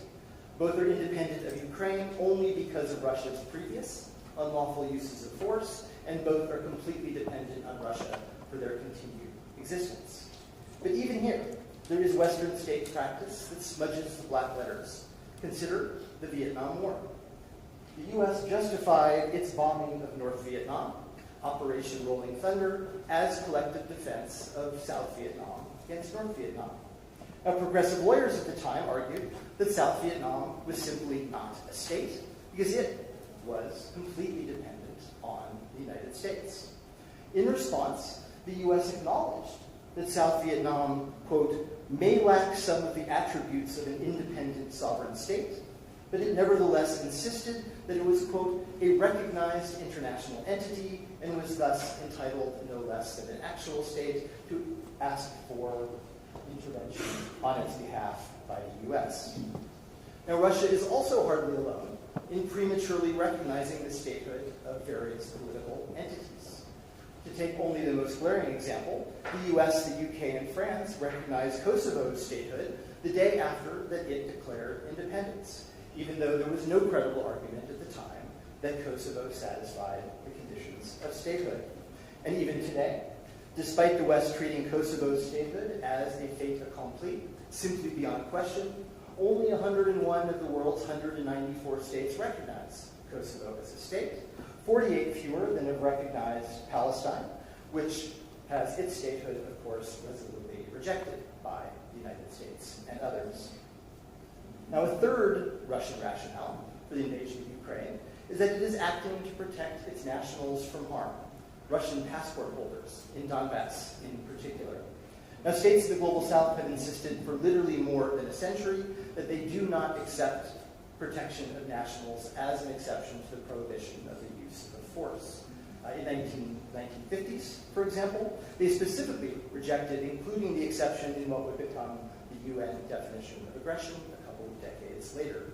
Southern states have also repeatedly condemned specific Western uses of force directed to rescuing nationals, from Israel's raid at Entebbe in Uganda in 1976 to the U.S.'s invasions of Grenada and Panama in 1983 and 1989, respectively. If that was the only opinion juris in state practice we had, Russia's protection of nationals argument would be as legally indefensible as it is factually indefensible. But once again, Western states have weakened the legal case against Russia by ignoring states in the Global South. In the multilateral forum just mentioned, and from Entebbe to Panama, Western states, particularly the US, the UK, Belgium, France, and Israel, have repeatedly insisted that using force to protect nationals is in fact an inherent part of the right of self-defense. Now, the fourth and final rationale for the invasion of Ukraine, perhaps the most notorious, is humanitarian intervention. We heard some of the speakers talk about that in the last panel. To quote Putin again, the purpose of this operation is to protect people who, for 8 years now, have been facing humiliation and genocide perpetrated by the Kiev regime. Suffice it to say here that no state in the Global South has ever affirmed the legality of intervening for ostensibly humanitarian purposes without the blessing of the Security Council, and more than 140, including the entire non-aligned movement, have explicitly and repeatedly condemned such intervention as unlawful. Now, unlike many Western scholars, nearly all Western states, including the US, actually agree with the South on this point. But even here, there are exceptions. At various times, the UK, Belgium, Denmark, and New Zealand have each claimed that unilateral humanitarian intervention is, in fact, lawful. Those claims themselves weaken the legal case against Russia's invocation of that doctrine. And then, of course, there is the elephant in the room, which would be NATO's unlawful intervention in Kosovo. The Independent International Commission for Kosovo, so international that one of its 10 members was from Africa, Latin America, or the Middle East, infamously described the intervention as, quote, illegal but legitimate. That phrase adequately captures the position that most NATO states took regarding Kosovo, namely insisting that they were acting for purely humanitarian reasons, while at the same time refusing to formally assert the legality of unilateral humanitarian intervention. That kind of manipulation of the jus ad bellum, so patently instrumental, undermines the West's ability to dismiss Russia's humanitarian intervention claim as legally baseless. So, in conclusion, let me be absolutely clear. Nothing justifies Russia's invasion of Ukraine.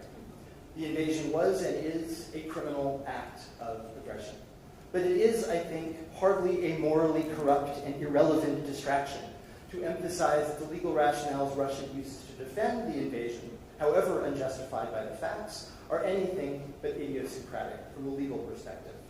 On the contrary, Russia is simply recycling and repackaging legal positions that Western states have literally taken for decades over the strident objections of states in the Global South. So in its contempt for the jus ad bellum, therefore, Russia has many powerful bedfellows. Thank you.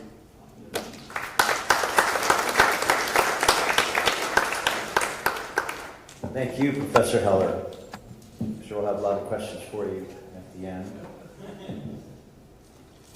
Next up, I'm pleased to introduce Gregory Townsend. Gregory has worked in international justice since 1998 at 8 international courts. He started his career as a public defender in California. I think we know someone else here. Judge Abkarian started her career as a legal career as a public defender. He worked for the Rwanda and Yugoslav tribunals, the UN mission in Kosovo, the Special Court for Sierra Leone, and the Special Tribunal for Lebanon.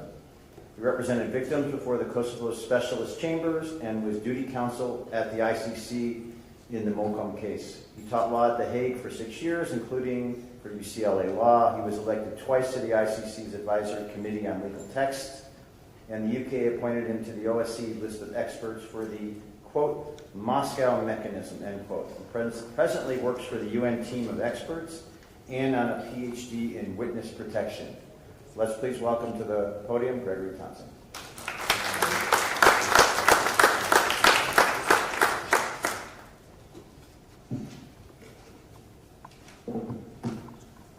Good afternoon, everyone, friends, colleagues, excellencies.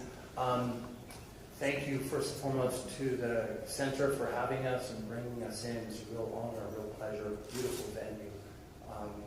And I have to say that I'm speaking in my personal capacity here today. I'm sure others are as well.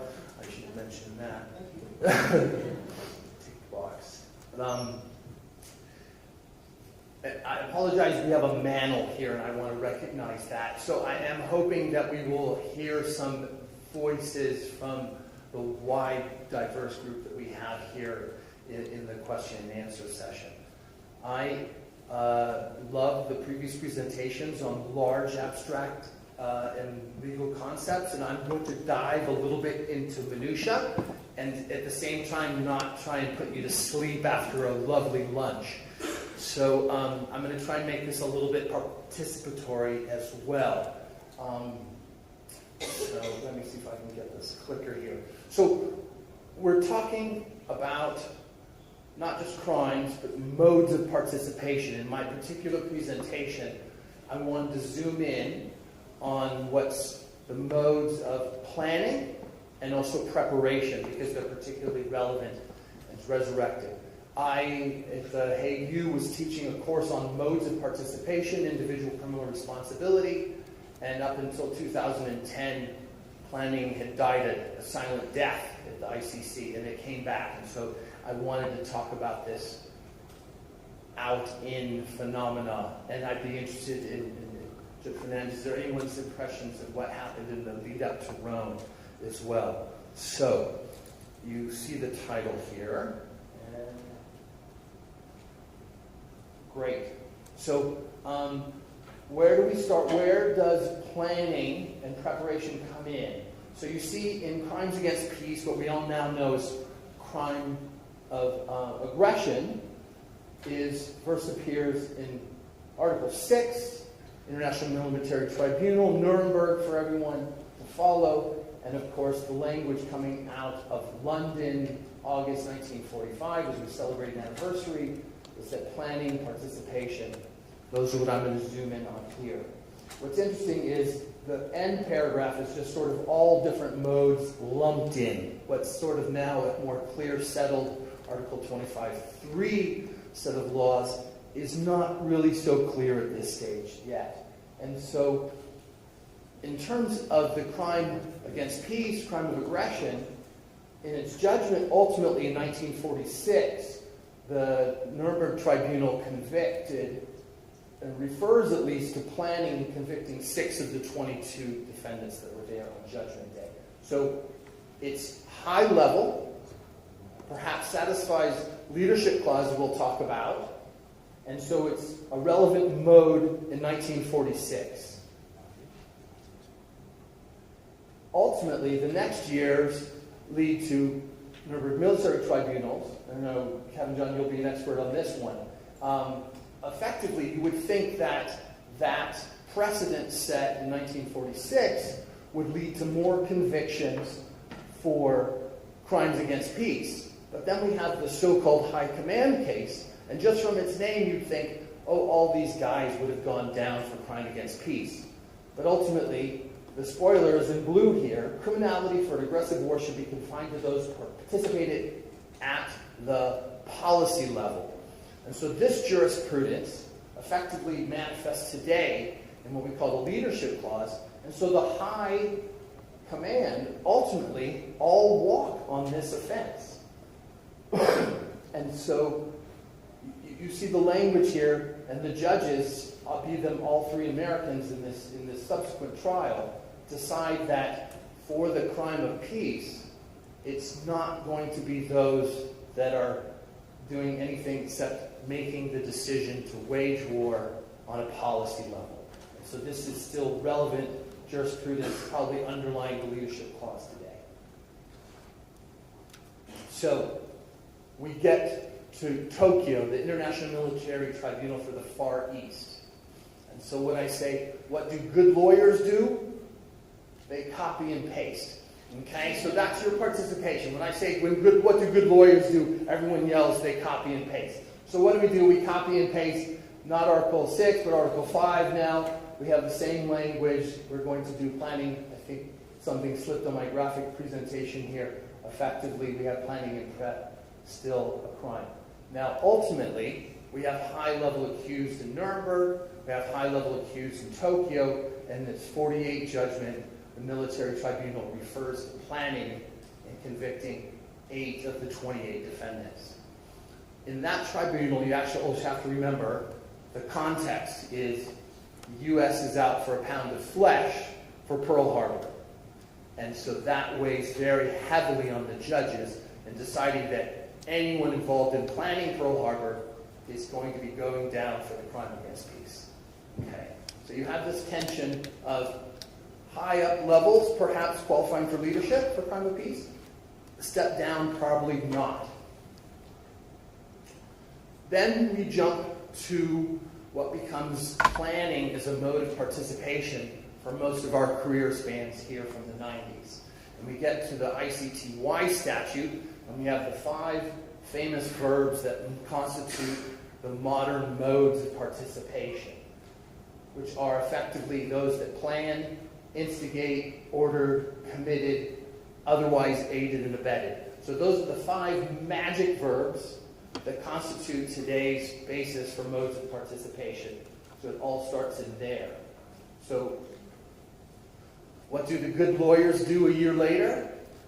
Copy and paste. So when they create the Rwanda tribunal, copy and paste the same language, exact same modes of participation. Guess what happens in 2002? They create the special court for Sierra Leone. Hey, what are we going to do for the modes of participation? What do the good lawyers do? Copy and paste. Thank you. But what's notable here is that none of these tribunals, 93, 94, 2002, Yugoslavia, Rwanda, and special court, include the crime against peace. Okay? So do these modes really relate to our conference here?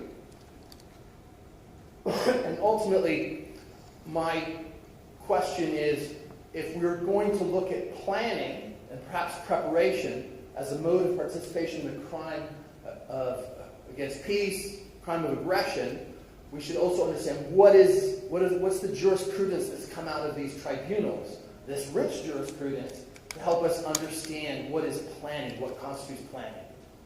And so, what judges, with all due respect, like to do is they take a synonym and then they decide this is the test. So planning is also designing. So you see the underline here. The legal test is in paragraph 26. This is the leading case, 2004. Those that plan as a mode of participation for individual criminal responsibility on international crimes, it is one or more persons that design criminal conduct constituting a statutory crime that are later perpetrated, carried out in fact, not an in choe crime. Okay? And it's sufficient to show that demonstrate that the planning was a factor, substantially contributing to conduct. In this Cordage case, it was the right mode of participation for this political leader involved in these attacks, because they couldn't really show that he had superior responsibility. He didn't have effective control as a politician over the troops. And so they said his sitting in political meetings that authorized the attack involved him as a planner. So he went down for those crimes as a planner.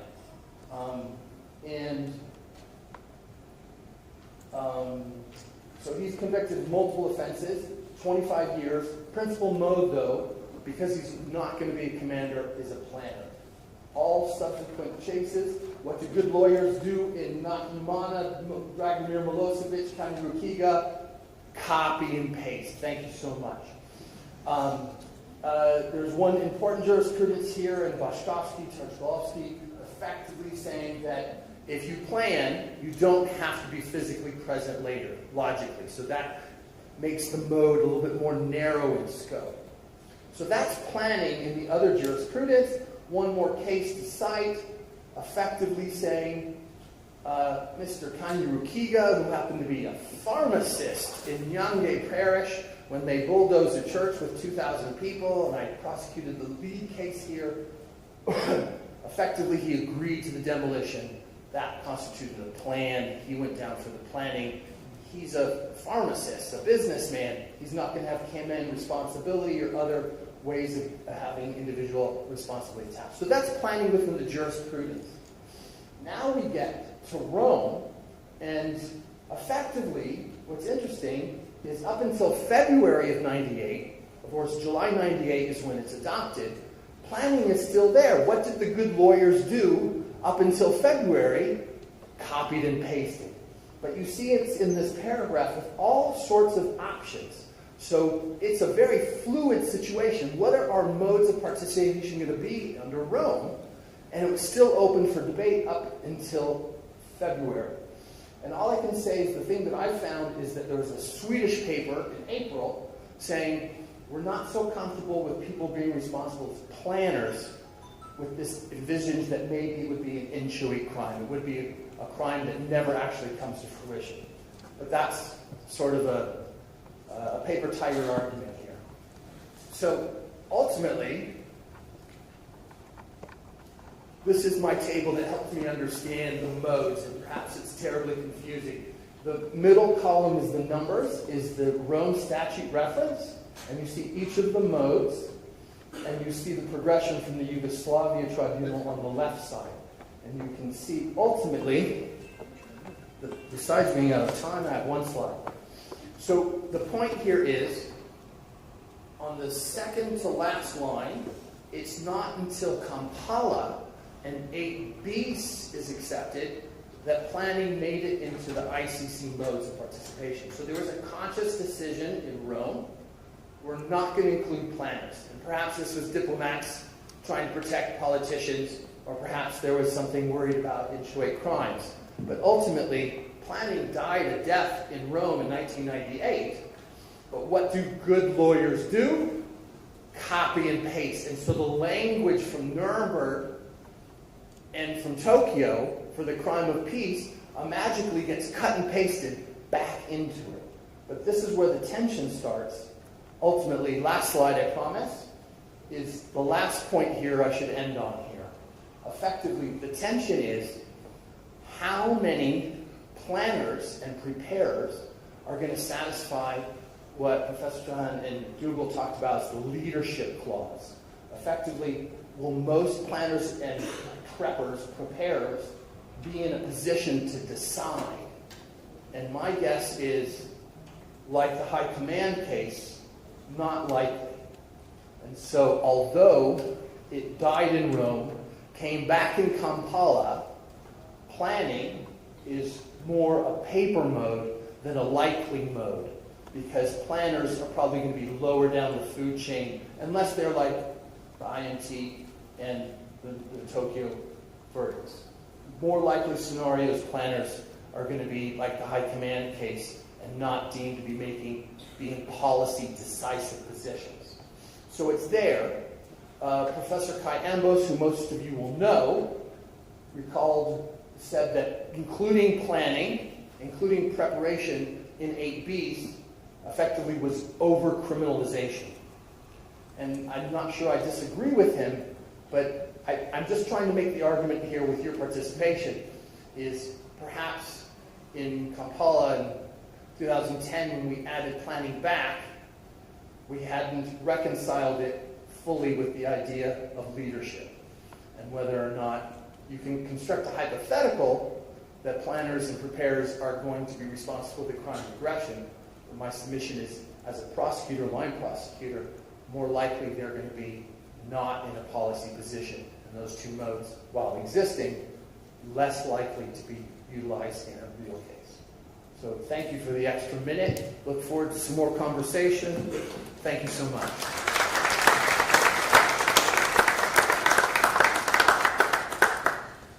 Thank you, Gregory. I wonder if in today's age of AI and machine learning, are they still copying and pasting? Yeah? All right. Okay. All right. I'm not sure where this goes. Forward. There we go. All right. Our last panelist is Dr. Nurses Kopalian. He is an associate professor in residence of political science at the University of Nevada, Las Vegas. His fields of specialization include international security, geopolitics, paradigm building, and philosophy of science. He is the author of numerous book chapters and publications, and nurses, I'm not going to list all of them, but they're in the program. But one of the books he's currently working on, an upcoming Armenia, Azerbaijan, and the 2020 Nagorno-Karabakh War. So I think that's going to be coming out soon. His current research and academic publications concentrate on geopolitical and great power relations within Eurasia, with specific emphasis on small state resiliency, hybridity, and the confluence of security and democratic consolidation. He has authored several policy papers for the government of Armenia and currently serves as a voluntary advisor to numerous state institutions here in Armenia. So let's give a warm welcome to Dr. Nurses Kopalian.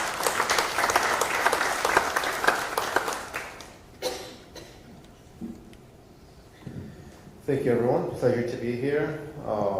Great organizational work that CFTJ has done isn't specific to Yerevan. I've experienced some of the work that they do in DC. We've worked on projects there, all the way to The Hague and across the transnational structure that they have. And it has done an exceptional job in sort of bringing attention to complex issues that Armenia faces, specifically the violations of human rights and international human law that we have seen in the South Caucasus. Through that lens, I am not a lawyer, I am not an international legal scholar, I am a political scientist, so my perspective is going to be a little different, perhaps that of a contrarian, to the general paradigm that shapes thinking in the international legal domain. What I want to discuss today, and I don't have slides because, again, I'm not a lawyer, so, the approach is a little different. Academics get tired of slides, so, we bypass every chance we get. What I do want to discuss, however, is more of a politicized and a securitized treatment of international law. And I will pose a very anecdotal, somewhat of a rhetorical question, but it's really, really intuitive. On the merits, Azerbaijan broke every type of international legal precept conceivable, yet they got away with it. Why and how? And what does that say about the efficacy of international legal instruments when politics trumps even the strongest merits that a legal argument may present? And what my research has done, specifically, as Tim noted, the book that I'm working on with my co-author, Irina Rapanya, she's not here, but most of you know her, is we are basically, in one of the important chapters we looked at, my research concentrated on how authoritarian or illiberal regimes specifically develop mechanisms or policies on how they can skirt or bypass international law. In this context, whereas the general paradigm in the field views international law as something that states should abide by or should be very happy to abide by, what we are seeing is that authoritarian and illiberal regimes actually finding ways to bypass or skirt international law, which means international law is becoming a weapon, a mechanism of advancing geopolitical and sort of regime interest as opposed to achieving its objectives. And what we are seeing a lot is the utilization of hybrid techniques, what I'm calling the hybridization of international legal instruments. We saw Azerbaijan do this extensively and methodically, and I'm going to provide two general examples of how they utilize this approach. So when we look at, for example, the set of stages that led to the 2020 war, which Azerbaijan initiated, one of the arguments that Azerbaijan presented was that negotiations were exhausted. And by virtue of exhaustion of negotiations, they had sufficient grounds to initiate force to alleviate or address the problem at hand. What is, of course, is interesting is that when we observe the negotiation process since 2008, Azerbaijan methodically and consistently obstructed the negotiation process. So what do you do when you have authoritarian or illiberal regimes that engage in bad faith negotiations and use the negotiation process as an instrument to provide justification through which they can use force, and then use an international legal precept such as the exhaustion of negotiations to advance their interests? And so we see a sort of an act of entrapment that these regimes utilize. Next, we see the utilization of various hybrid tactics. Most of you here are aware of Azerbaijan's blockade of Nagorno-Karabakh, of Artsakh, in 2022. This was a textbook hybrid operation. It was also a consistent violation of any and most international humanitarian legal standards one may perceive. What Azerbaijan did, very similar to what Russia is doing in 2014 and after that, and what a lot of illiberal regimes are doing when they engage in acts of aggression, is that they utilize a concept known as authoritarian conflict management. They play in a specific gray zone where they're able to basically have plausible deniability when it comes to violation of international law. It creates a sufficient environment where which collective punishment and suffering lead to certain outcomes. The blockade of Artsakh was a precise example of such an activity, where Azerbaijan very methodically strangulated the entire society and precisely did this to an indigenous population, right, to a vulnerable minority population. And the objective, of course, was to achieve the ethnic cleansing that it eventually achieved. But the international community remained relatively indifferent to that phenomenon. Why?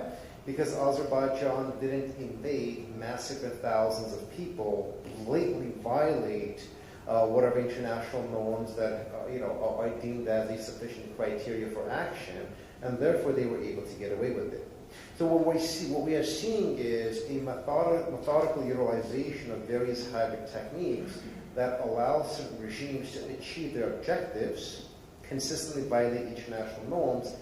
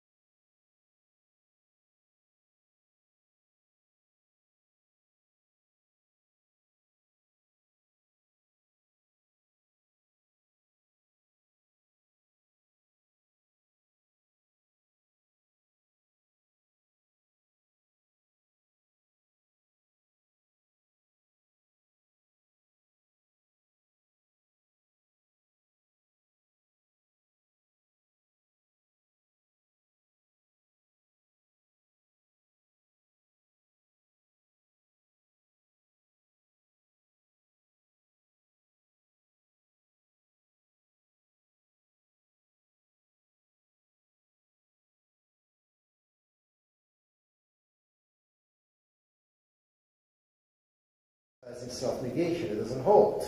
But in the political domain, that is precisely what you're supposed to do, right? You double down on strategic ambiguity, and then you try to advance your interests. So the larger fear that we're seeing right now, specifically in the region, is that we are observing authoritarian regimes. We are observing countries like Azerbaijan, who really are not as concerned about international law or repercussions in violating international law, because they have developed a mechanism and an acute methodology where they can bypass or skirt any accountability. And so while we proceed in having this discourse, an important component of this is that the political pressure that is generally absent when small states are involved, or the political sense of relevance that is generally absent when the strategic interests of powerful countries are not involved, that completely changes the dynamics. So the South Caucasus is precisely at this point going through this matter. And the one final point I want to make, since I'm running out of time, is that if we accept the fact that states act first to their strategic interests and then pay homage to international law, countries like Armenia begin prioritizing how to construct and develop their foreign and security policy. And we have to be very honest about this. If I have been subjected to oppression, to aggression, and various violations of international law, because I was a weaker actor and my enemy was a stronger actor, assuming someday that I do become stronger, what incentive do I have to abide by international law or international legal precepts if the understanding is that might makes right? And so this becomes a very, very important development and an important way of thinking that is shaping the region. And I'm not certain we're going to be able to basically escape out of that, tautological thinking unless we see some more direct actions from the international community on what we've seen in the last 5 years. I'll stop here. It was a pleasure being here. Thank you very much.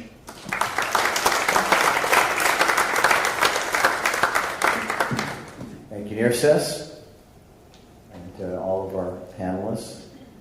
There are a lot of questions, and I'll try to filter through them as best I can. I'm realizing some of your handwriting is not as good as mine.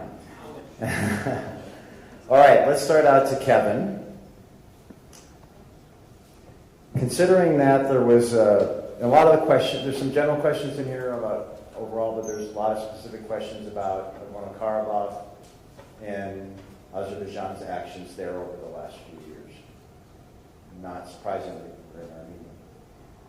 So, considering that there was an armed attack in 2023 against Nagorno-Karabakh, leading to the deportation of hundreds of thousands of Armenians who fled to Armenia, who were forcibly deported, is there a way that Armenia, as the recipient of these refugees, can somehow claim self-defense? I think this is actually a similar question that was quite correctly addressed by the previous panel. It was. But I will just add, kind of as a historical matter, this is really exactly the same argument that was made with East Pakistan. And I couldn't get my countries all messed up now. But the idea that an influx of immigrants could itself be an armed attack, giving rise to self-defense, was mooted during that conflict, and it was overwhelmingly rejected by the General Assembly.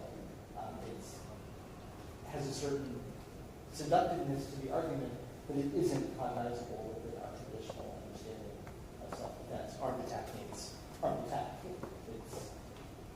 One can also mention, I guess, very briefly, one of the other big debates in the history of the evolution of self-defense was the debate between, again, states in the South and the West about whether things like economic and political coercion could also give rise to the right of self-defense. And a lot of Southern states wanted to say, if you're economically blackmailing us at a certain point in time, that gives rise to the right to use force against you. And not surprisingly, the West was very much on the other side of that debate. And these days, that's not able to debate anymore. Armed attack means the use of military force and nothing else. So I think it's a pretty straightforward doctrinal answer, even if it's not particularly satisfying, perhaps.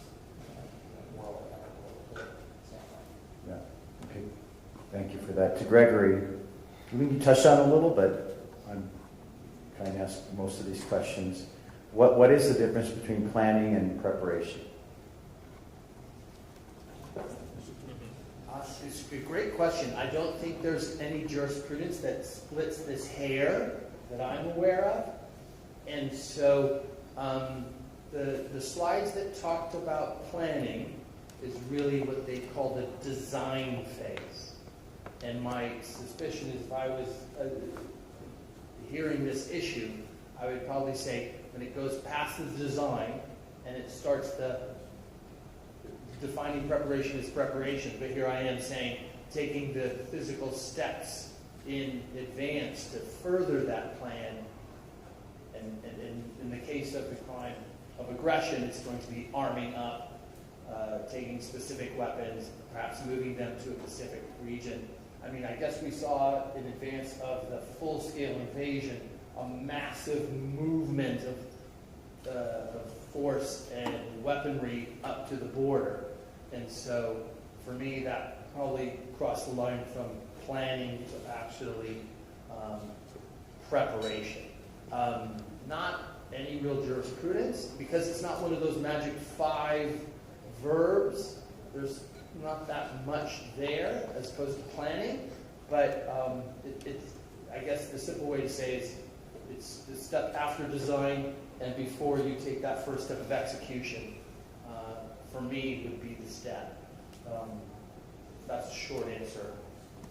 I'll leave it there. Okay, thank you. Greg, we're going to stick with you, Gregory. I think, unless someone else wants to take this. I feel the love from LA. I come from an Armenian village called Los Angeles. So, I think this is kind of further that. There's kind of 2-part questions. What is the stage of planning to start prosecution for the crime of aggression? What is the stage of planning to start prosecution for the crime of aggression? I guess this is the tension that I'm trying to talk about here, is if you are making a policy decision, and that's part of the plan, then you can be on the hook immediately from that stage forward, provided that this is actually carried out and has to happen in fact. It's not like an attempt scenario in Shoei crime. And so if you're a policy decider and it's a crime of aggression, then under the Rome Statute 8 you should be on the hook.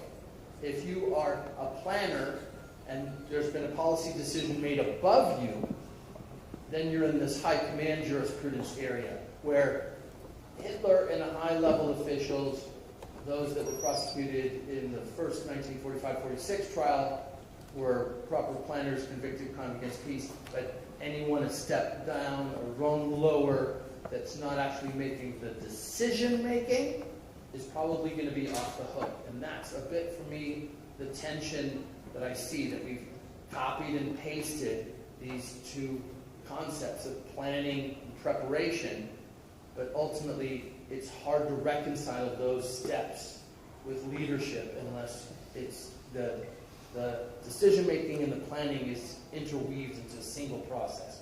And I guess the other point here is if you're also at that level, you're also probably going to be responsible as a superior.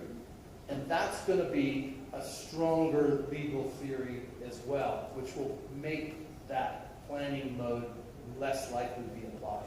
And where judges have had superior responsibility and other modes, they've all decided that the superior responsibility is the one that's the more solid legal basis, the better mode on which to conduct. So last one for you in this segment, because I think it's a follow-up. They have kind of a 2-part follow-up question here. And if I can... I wasn't expecting any questions, so well, you're getting a lot of them are directed at you. Okay. I'm going to spread it around. I feel the love. Thank you. I'm going to try to spread it around. And I think what this question was alluding to is something actually we work on at Global Arm. It has to do with the transparent announcements by the Ilham Aliyev, who is the dictator of Azerbaijan, has made no secret of his desire to acquire more sovereign Armenian territory by force. He's doing this very publicly, well known.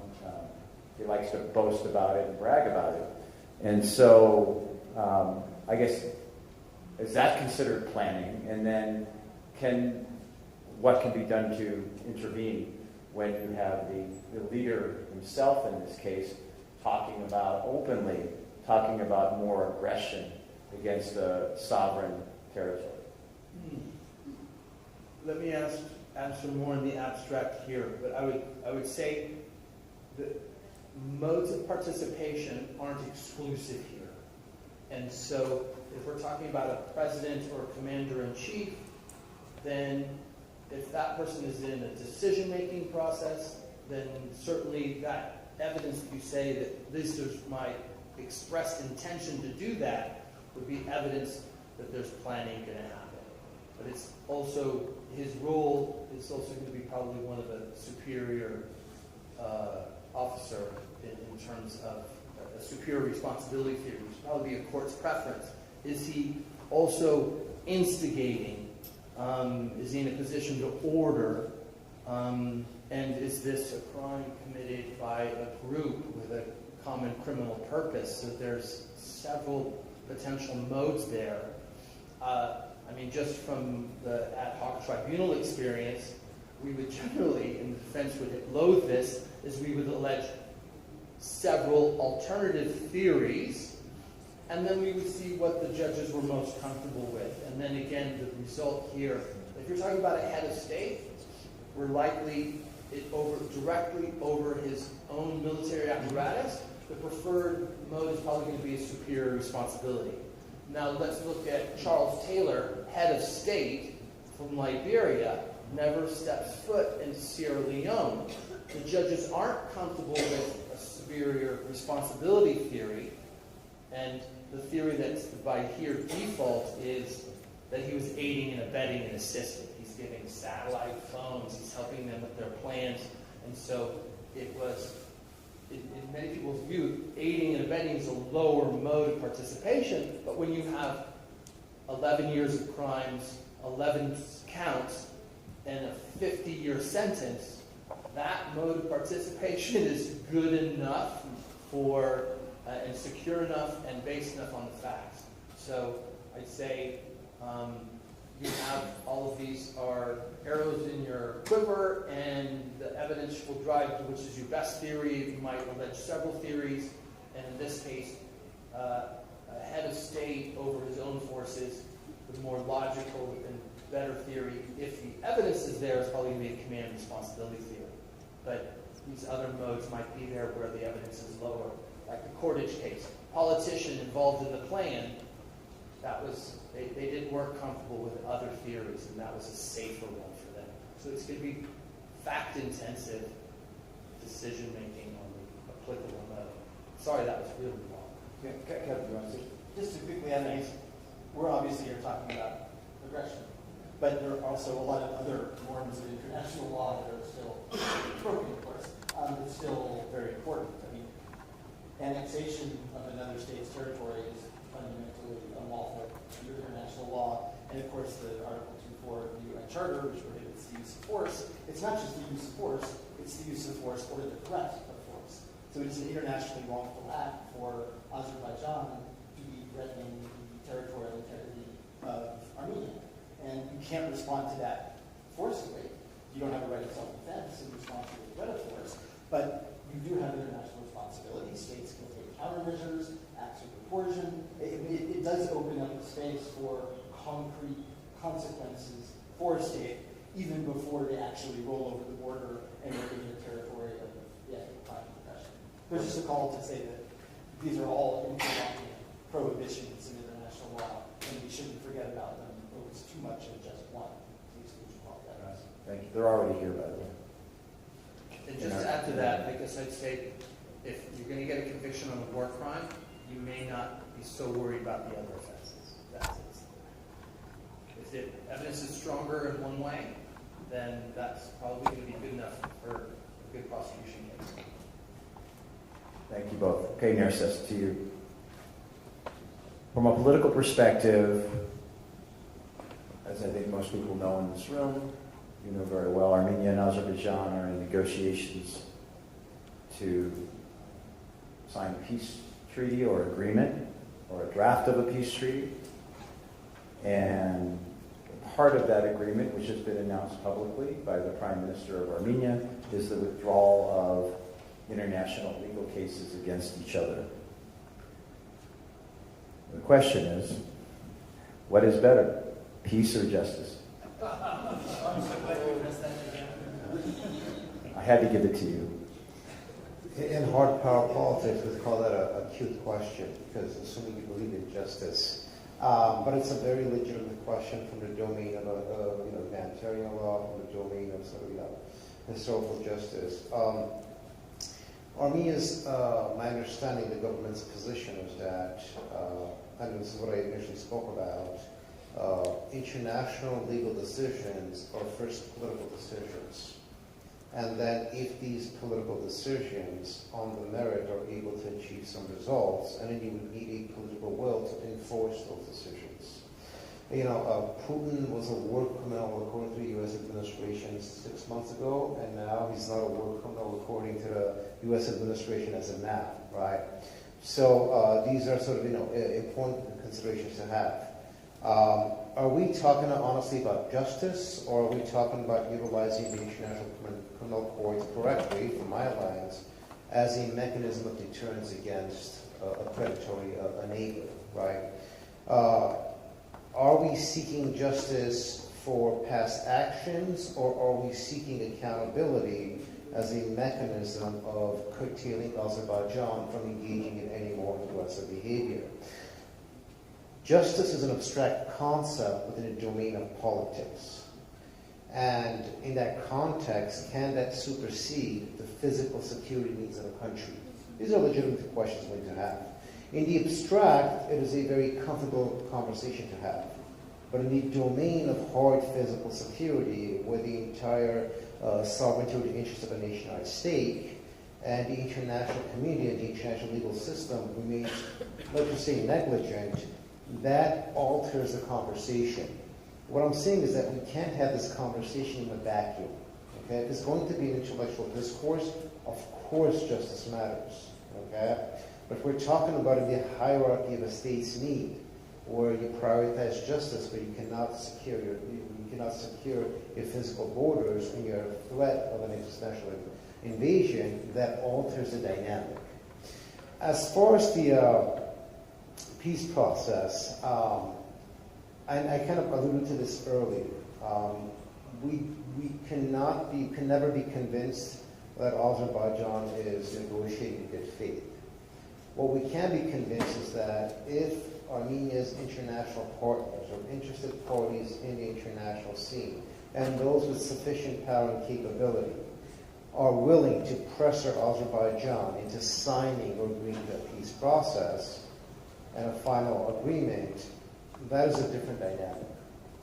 But if the argument is that will Azerbaijan willingly, in good faith, will the Aliyev regime willingly, in good faith, sign something, of course they will not.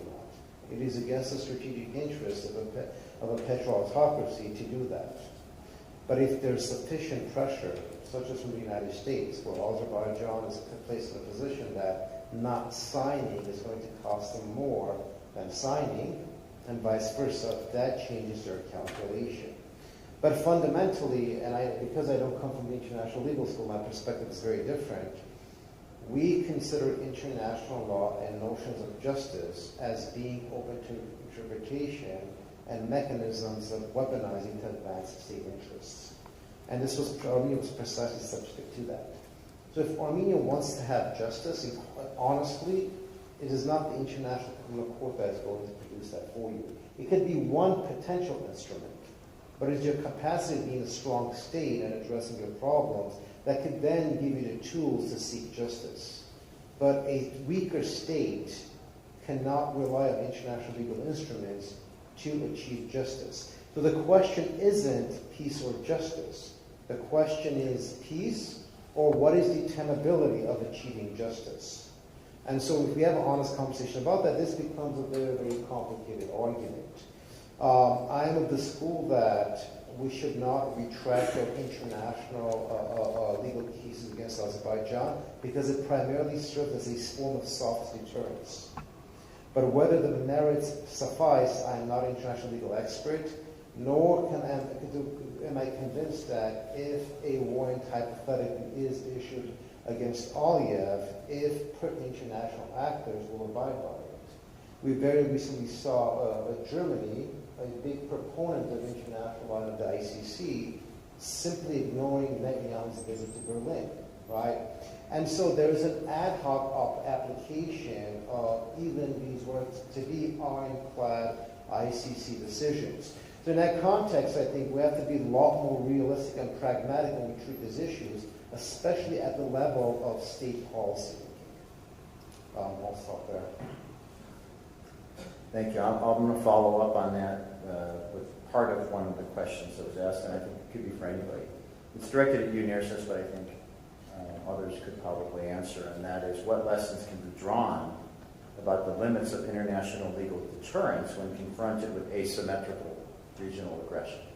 That's an excellent question. The lesson is that unless you have power parity, the international legal instruments are not going to basically address your security needs. Or you must have some very important, powerful partners in the international community who are then willing to utilize those international legal instruments to protect you. But in and of itself, they are not going to suffice. Okay? In and of themselves, especially when you're dealing with regimes that are convinced they are going to get away with it, they will not be disincentivized from violating international law, and therefore that layer, that deterrence that you presumed or presupposed was there, becomes basically ineffective. So this is kind of the confluence that we're talking about. This is fundamentally a political process and a political efficacy issue. And this is why Armenians generally believe, and they have high hopes, that given rulings by the International Criminal Court, ICJ, or the European Court of Human Rights would curtail Azerbaijan's behavior. They did not. So the lesson is that unless you are in a sufficient position of strength, or you have sufficiently powerful partners who are willing to take up the mantle of the decisions made by the international institutions at hand, you really remain at a disadvantage. Anything else? Okay. Yeah, just briefly, I actually agree with everything that was just said. I mean, international law not coming to save us, unfortunately. But that doesn't mean that it's irrelevant, and you're not saying it's irrelevant. What I want to emphasize is that, again, there is a hierarchy of states, and states have different interests in terms of compliance with international law. But for a smaller state, a less powerful state, there are some very significant costs and benefits to complying or not complying with international law. Even a powerful state like Russia, I think it's undeniable that their complete disregard of international humanitarian law has hurt them. I mean, yes, the invasion is the fundamental evil, but it's also the way that they fight. And I think a lot of states, cynically, would forgive the aggression if the results of the aggression were not so just dramatically unlawful on a day-to-day basis. And then conversely, obviously we want states to respect international humanitarian law because that leads to less unnecessary death and suffering and conflict. But I also think there's no question that Ukraine has gained tremendously from its both stated and active commitment to international humanitarian law. They have worked extraordinarily hard on making sure that they comply and also making sure that they're seen to comply. Because that has been a very integral part of their ability as a less powerful state to gain the sympathy and the support of states that are necessary for their survival. And I'll add something. On both sides, there are incentives and disincentives. In most states, there are some notable examples that are different, but in most states, we do have to factor in, even if only at a selective political level. And just real quick, there's also a regime type question from the domain of political science. Authoritarian regimes in themselves don't follow the laws of their own countries, so expecting them to follow international legal norms are basically self-negated, or democracies all over. So, the lesson from here is that also understand that the regime type in which you're in a conflict with is going to affect how legal instruments at the international level are going to be applicable interests. We could talk about Saudi Arabia and all these other countries as well. One powerful countries, as you know, in the hierarchy of interests, have vested interests in those countries. The calculus is very, very different with respect to the applicability of international law.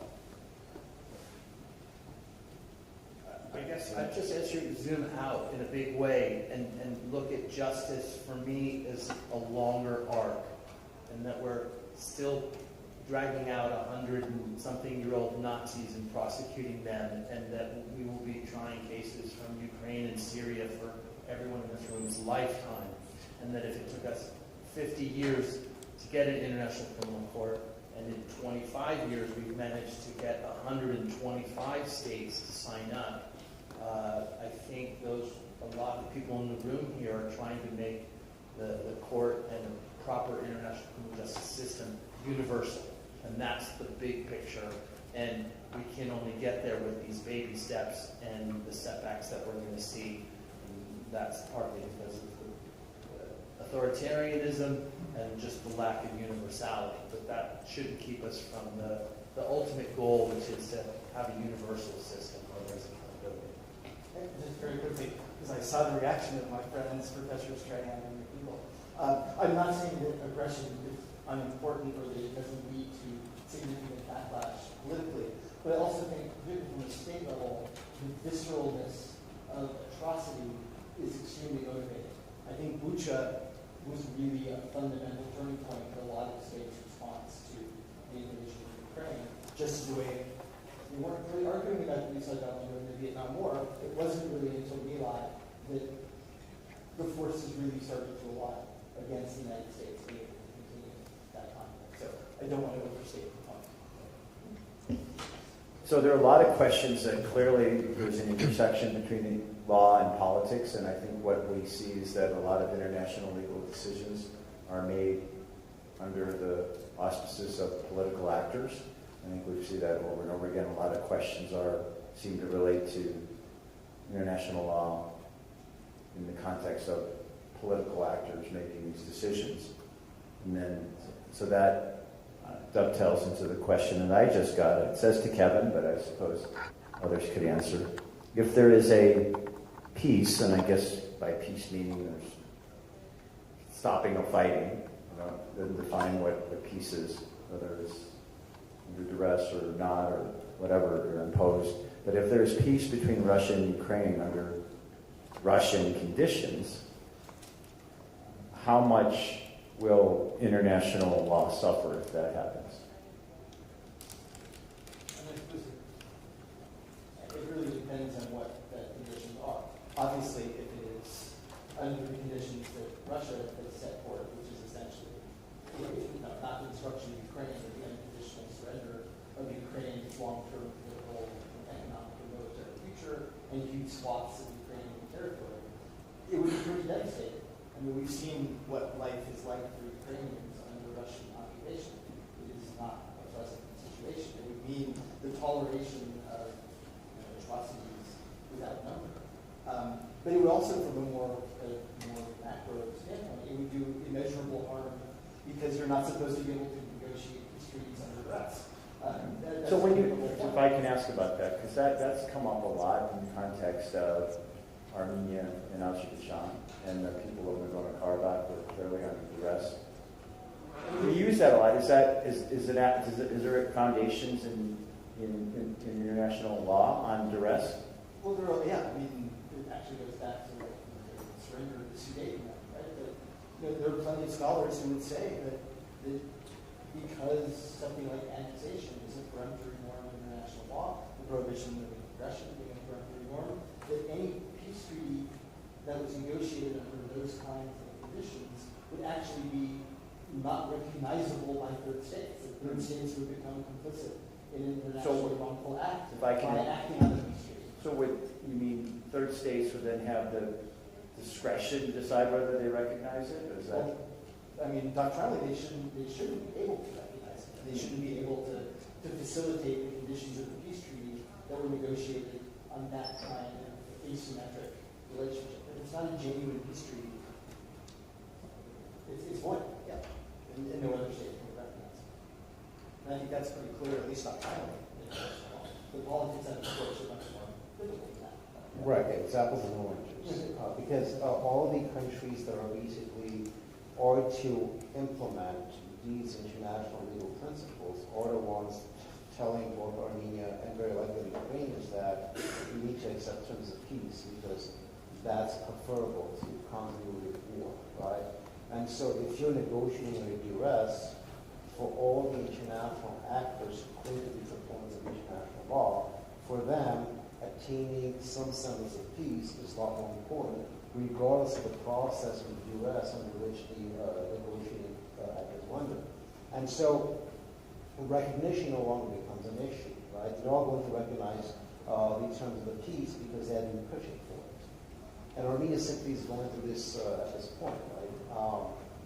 And Ukrainians, the situation of the Ukrainians are very, very different because Russia has been rightfully demonized, whereas Azerbaijan in the international political scene was not. And so perceptivity also alters what we qualify as perspective of justice as well. And so I think at the international political level, the nuance of duress really does not matter because those who are supposed to abide by those principles are actually the ones contributing to the process of duress to secure some kind of peace. Okay. Again, it says to Kevin, but I guess this could go to others. There's an ICJ case, Ukraine versus Russia right now, and where the intent is to improve that there's no genocide in Donbass. That's the question. What are your views on that?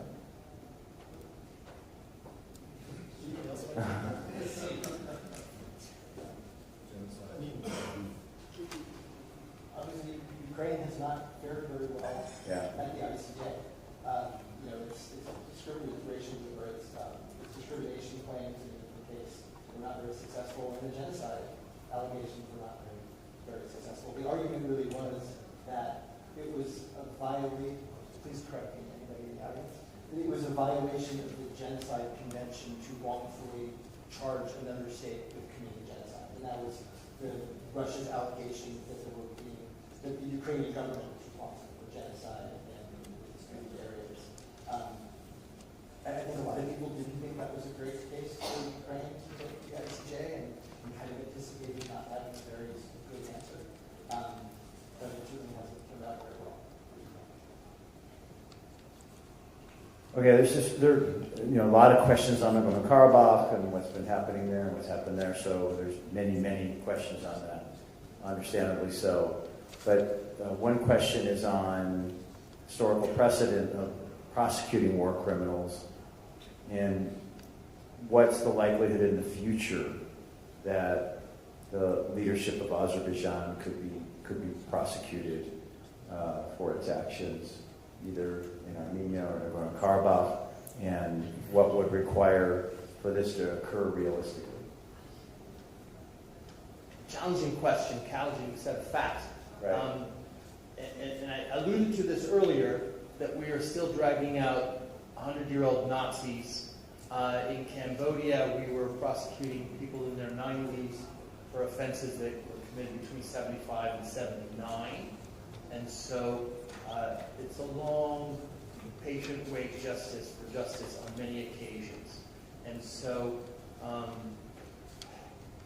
if you looked at just the history of the Yugoslavia Tribunal, when it was first set up in '93, the classic story, the first president, Kasese, said, "We will never get custody over anybody, so we should do like we do in civil law countries, and we should have trials in absentia, and we should make a historical record and document." So at the end of the last panel is, what should victims do here?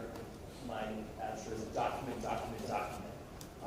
Because those records will become evidence down the road, and it may be hopefully in the lifetime of the victim. And so if there are orders down and reports going up to highest levels of authority, then you'll be able to show superior responsibility at the highest levels. If you're showing, and we heard today about civilians being attacked, and if it's widespread systematic, we're having war crimes against humanity. So I think evidence isn't like wine and doesn't get better with time, but some evidence and testimonial evidence will still be around for a long time. And so where regimes change, and maybe this happens in a political context, that we're having a Kosovo specialist chamber going on right now in The Hague to remedy crimes allegedly from 1999. And a lot of that has to do with, I think, trying to welcome back into the European fold, and why Brussels is paying for it is they want to reconcile this armed conflict between Kosovo Albanians and Serbian state. And so the justice and peace are inextricably linked. And so if the Armenians preserve evidence, there's a regime change, and the following regime is interested in accountability, and largely because there may be political pressure from the outside, and there will be on both sides to have a reckoning that these ancient cases have happened and probably should happen for the betterment of society. Briefly, yeah. I don't want to deal with Azerbaijan, given the Armenian history in the court, especially by the war crimes. I particularly can't opine on it in front of the sitting judge. But I do think it's really important to emphasize that the ICC is not the only game in town. It is designed as a court of last resort, but it's always treated as a court of first resort. It doesn't matter necessarily whether the ICC or another international tribunal is conducting a prosecution. There are 194 states in the world that at least potentially can prosecute any war crime against humanity, or act of genocide. I mean, universal jurisdiction is the future of international criminal justice. It has a future. There's always going to be a role for international tribunals, but they're so inherently limited in the number and kind of cases that they can prosecute that if states don't take the lead in bringing these prosecutions, then the field doesn't have much of a future. And if we're looking for something optimistic, we should look at the real upsurge in international or prosecutions for international crimes that states are conducting themselves. I mean, Argentina is conducting a universal jurisdiction prosecution, or a former African head of state is convicted via universal jurisdiction by another African country.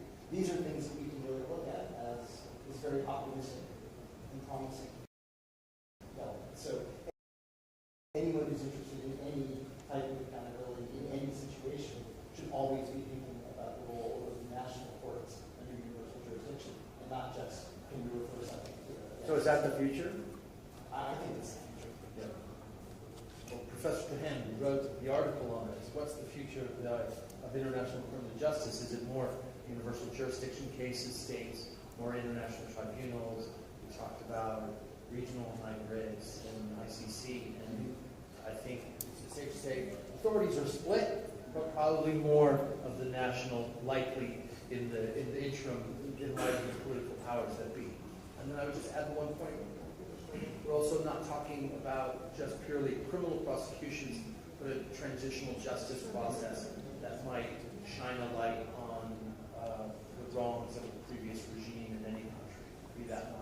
And look in our own house, where we have a reckoning for Guantanamo, the torture, all of that. There's a lot of accounting on all sides, I'm afraid, that needs to come forth, and that may not necessarily end up in a criminal trial, be it national or others. Right, well, I'm essentially out of questions. There are a number of questions I've tried to consolidate. So let's give our panelists a big round of applause.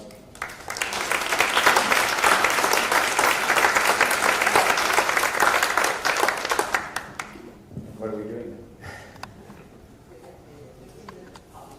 We're taking a 15-minute break. No, that concludes the program for the day. Thank you all for coming. We'll see you all later, and we'll see you tomorrow. One moment. One announcement.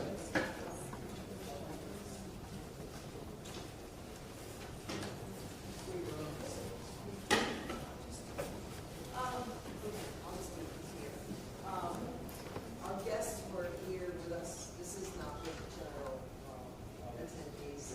The guests that are here with us, the buses will be downstairs to take you back to the hotel, and then you should have a schedule when we will be picking you up for dinner, evening activities. So we'll see you at and we have assistance and volunteers to help you. Thank you.